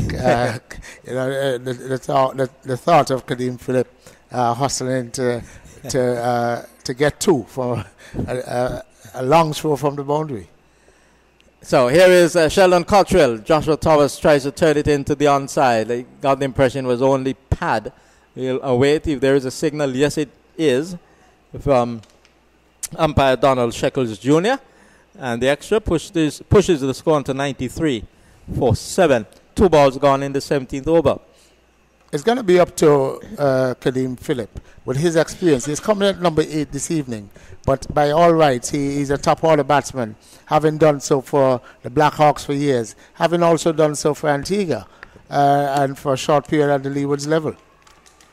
Sheldon Cottrell speeds into bowl to Kadeem Phillip. Can't get a run for it. Giving himself room. Tries to force it into the offside. He goes on the bounce. The bowler coming across. Takes it on the bounce. And walks back to the top of his mark. So this is a good over by Sheldon Cottrell. His last. He has picked up 2 for 15. So he has produced a very good spell here for his team. And the Caribbean Union Bank Bethesda Golden Eagles have really stuck to the task. They had to take wickets, and they've taken some 7 wickets so far. They've stifled the run chase, and this ball is a short one. Kadeem Phillip not getting hold of it, getting it off the body as he went into that pull stroke, and so the signal of leg by comes from umpire Shekels Jr. 1 more to the score. It's now 94 for 7, and over number 17 rapidly coming to an end as the rate goes beyond 9 now. So it's going to be very, very difficult for Liberta here. But we're talking about T20 cricket. Anything can happen, as we saw in the first semi-final. But you get the impression that it's going beyond redemption here for Liberta, and quickly so. Cottrell is in, and he's driving and missing outside the line of the off stump. Joshua Thomas. And what again is working against the Liberta side is that you have a player there with some level of experience in Kadeem Phillip, but Joshua Thomas is not the experienced player that you want in this sort of scenario, especially with Sheldon Cottrell bowling. And Kadeem Phillip is woefully out of form, not timing it at all, looking to manufacture strokes, but just doesn't have the confidence. Asking rate gone beyond 10. Cottrell comes in to bowl, and he's pushing it into the offside. Another dot ball goes up towards the mid-off position. There is Tanita Willett there to do the fielding. So we have had 17 overs completed. Cottrell has ended 4 overs, no maidens, 2 for 15. 4 overs, no maidens, 2 for 15. Excellent bowling by him. And it's going to take something Herculean from these two to carry Liberta over the line. And maybe a shower just to reinforce the point that the Blackhawks are totally out of this game. As it stands now, they're behind the Duckworth-Lloyd pass score of 101. They're 94 for 7. And they, as the groundsmen gather on the eastern side, obviously feeling a drizzle and definitely expecting a shower anytime soon. If that was to happen, I think that would be the end of this game. And the 32 runs required by the Blackhawks off the remaining 3 overs would only become academic. But, again, it's a game of cricket. And anything can happen. Gavin Tongue comes back for his final over as the groundsmen bring on the covers. And Jack, I'm afraid that if this game was to be called off at this stage, Bethesda would definitely be meeting Bolands in the grand finals of the Cool and Smooth T20 Explosion 2018 on Saturday. So let's see what happens over the next couple of minutes. Yes, they still need 32 runs to win the match. They're 94 for 7. We've had 7 overs completed. There's still 3 to come. But 7 batsmen have been dismissed. And it means that they will have to score in excess of 10 per over in the last 3 overs to win this match. And based on what we have seen so far, it would be a very, very difficult task. And so Liberta could well miss out on lifting the trophy as they did last year when they won the title. They managed to get home in that semi-final game. But it's a different situation here. After limiting the opposition to 125, they made a very bad start and haven't really recovered because there hasn't been any partnership of substance. Darren Krushank has been out in the middle for a long time. He batted for a long time in scoring 43, but no one really stayed with him for any considerable period. Rakeem Cornwall got to 15, and incidentally, outside of Krushank, he was the only batsman who got to double figures. So it has been a procession by the Liberta Blackhawks, and that has really worked against them, because without partnerships it's very, very difficult to get to even a small target, and that is proving the case here. No partnerships whatsoever. The wickets have really tumbled, and now they've been asked to get over 10 in the last 3 overs, and it's got to be tight. Well, while Rakeem Cornwall is at the crease, he tried to manufacture some shots through and over the covers to deliveries which were back of a length. So you never saw him settling in and trying to play each delivery on its merit. In the end, he walked across the stump and flicked a delivery from Kevin Archibald to the lone man at short fine leg in Cottrell. And so at that point in time, I think that's when the Bethesda team would have definitely said to themselves that, they have got this in the bag, because it is known that once Rakeem is there, anything is possible with this Blackhawks team. Unfortunately for them, no one batted with Cruikshank either before or thereafter, and so they find themselves in a position at the end of 17 overs, being 94 for 7. It's all been their doing. It's been bad batting on their part. It's been good bowling on the Bethesda part, and it's been backed up with some good fielding. The very first catch that was taken of Kofi James.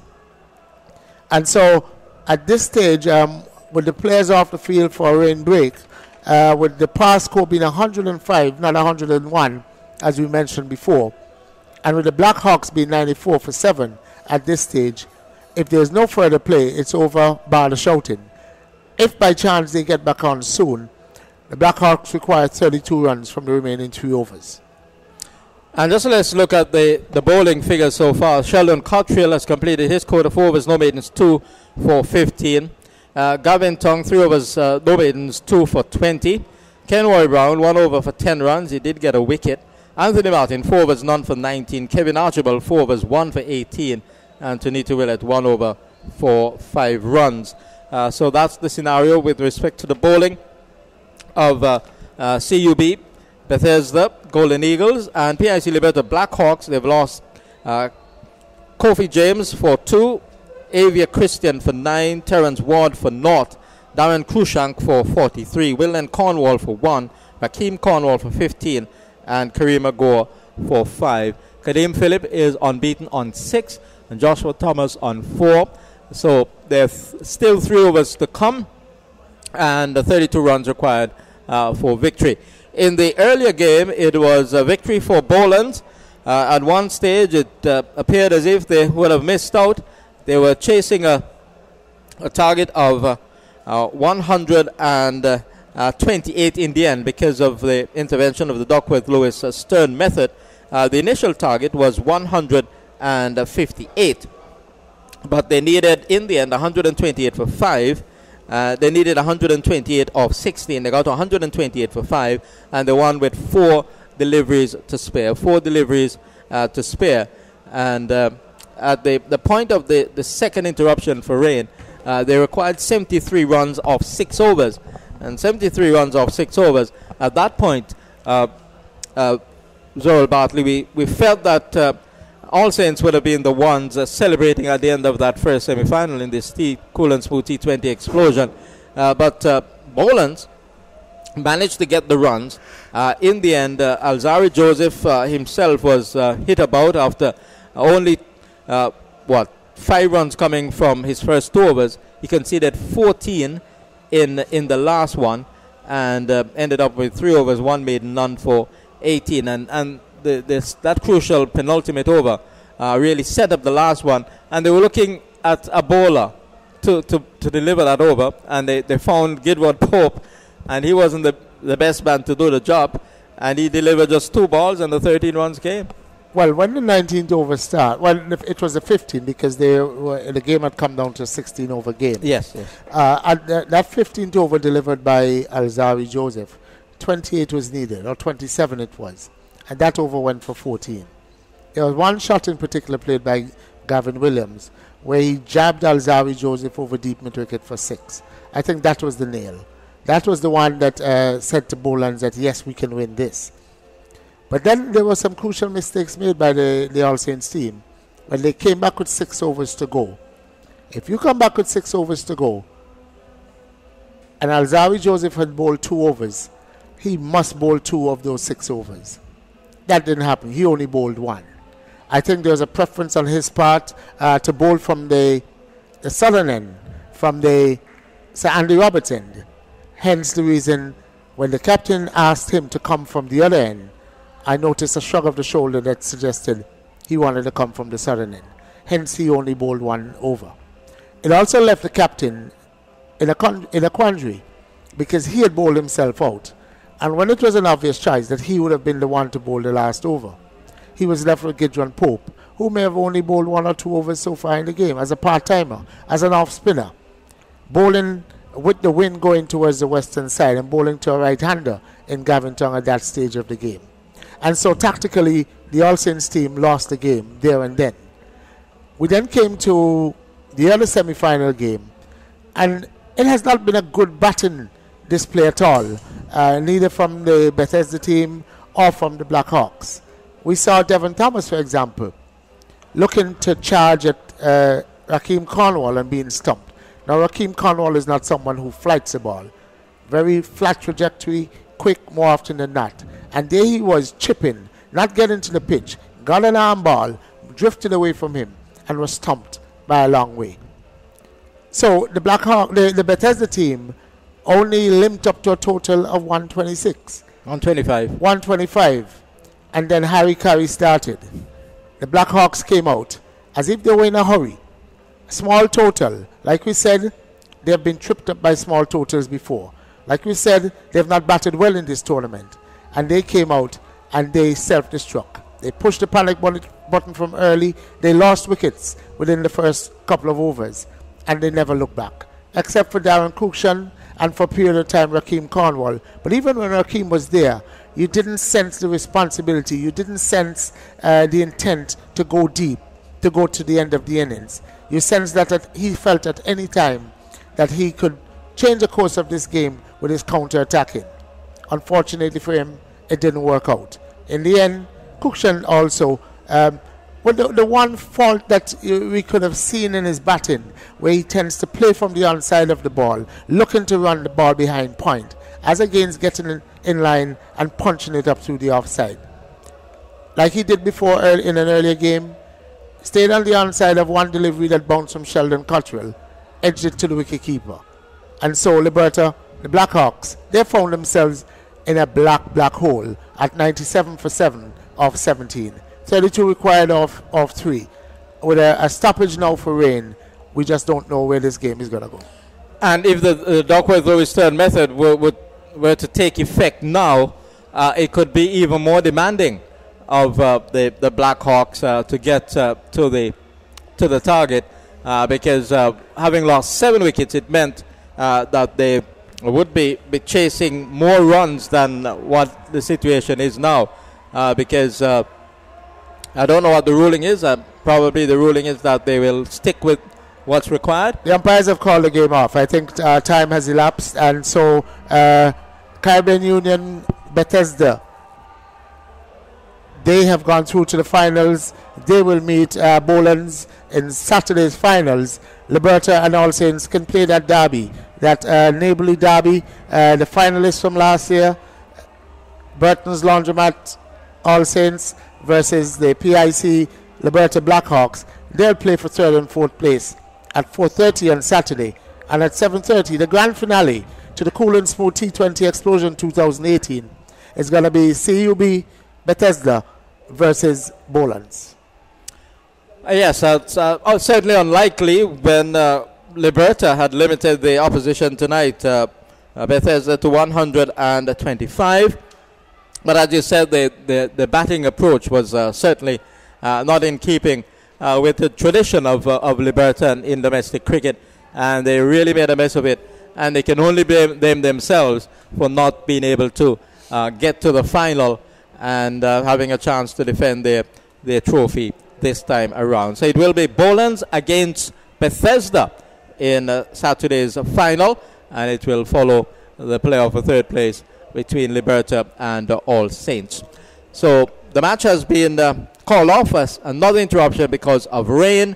The time has elapsed, and so Liberta losing to Bethesda in the second semi-final tonight. It has been a wonderful, enthralling set of cricket matches. The first one with Bolans beating the opposition, the All Saints team, Burton's Laundry, All Saints Pythons, and they won that match by 5 wickets under the Duckworth-Lewis system, needing 128 off 16 overs. They won with 4 deliveries to spare. And now Duckworth-Lewis coming into the play as well, because we have had another interruption during the course of this second semi-final in the Cool and Smooth T20 Explosion. With his closing comments, Joel Barkley, the former West Indies under-19 skipper. Jack, it's all set up for the grand finale on Saturday. It's going to be the East versus the South. Let's hope that all the supporters from the eastern side of the island, from Parham Pays Village, Freetown, Willikes, Newfield, that they come down to support the Bethesda team. And let's hope that from Old Road down to Jennings, that they come in and bring grand support for the Bolans team. I think it's what a tournament of this nature deserves. It's the caliber of the tournament, it's the quality of the cricket that has been played. So let's come out and celebrate what is best about local cricket. Let's come out and celebrate what is best about Antigua and Barbuda sports. And let's hope that on Saturday, first game at 4:30, it will be All Saints versus Liberta in that semi-finals, in that third place playoff. And then at 7:30, the grand finale is going to be Bethesda versus Bolans. See you on Saturday. So a quick recap. In the first semi-final, it was All Saints winning the toss and deciding to take first strike. They made 157 for 3, 56 from Gidron Pope, and 54 not out from Larry Ordain. And in reply, asked to make 128 off 16 under the Duckworth-Lewis Stern method. They got home at 128 for 5. Bolans winning by 5 wickets with 4 deliveries to spare. The main scorer being Maxwell Johnson. He made 32, and 24 from Gavin Williams. Gavin Williams hitting an enterprising knock at the end. 2 fours and 2 maximums in that knock of 24 of just 11 deliveries. Then in the second semi-final, Bethesda Golden Eagles made 125 for 9. The top score, 29 from Akeem Saunders. 26 came from the bat of Gavin Tongue, batting at number 3 as a pinch hitter. And no one else got going for Bethesda. 3 for 19, Rakeem Cornwall of 4 overs, and 2 for 13 from 4, Kadeem Phillip. In the PIC Liberta Blackhawks reply of 94 for 7, 43 from Darren Cruikshank, and 15 from Captain Rakeem Cornwall. 2 wickets each for Sheldon Cottrell and Gavin Tongue. So it will be in Saturday's final, starting at 7:30 here at the Sir Vivian Richards Stadium. It will be Bolans up against Bethesda, and preceding that final in the playoff for third place, it will be PIC Liberta Blackhawks against Burton's Laundry, All Saints Pythons. At stake on Saturday night will be 20,000 EC dollars to the champions, 10,000 to the runners-up, 5,000 to the side finishing third, and 2,000 to the fourth place finishers. And we have our commentators tonight, fellow commentator Denmore Roberts, and our comments personalities in Zorl Bartley and Sylvester Bouncing Joseph. On behalf of our technician Eustace Samuel, Jack Mathis saying goodbye from the Sir Vivian Richards Stadium.